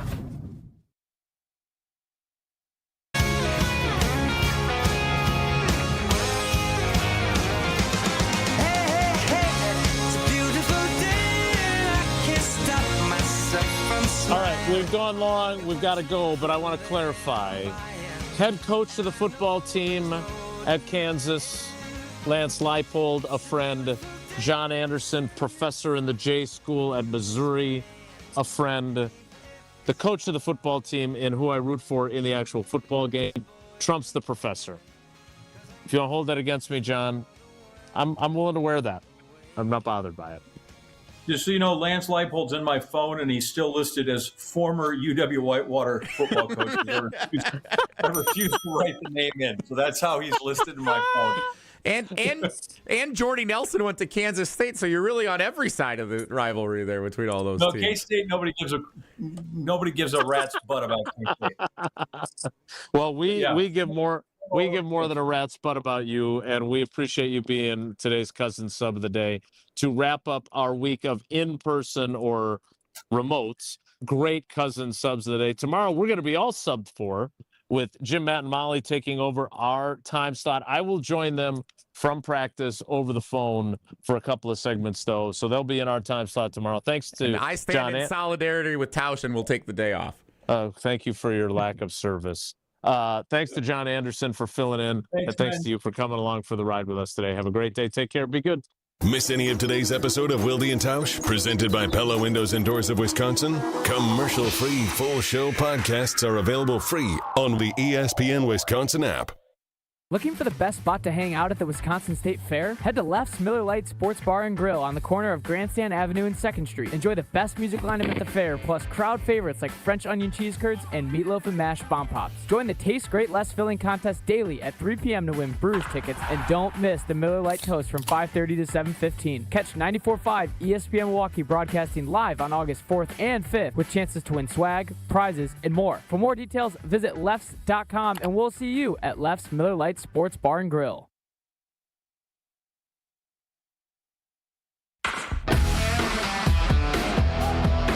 It's always a beautiful experience coming out to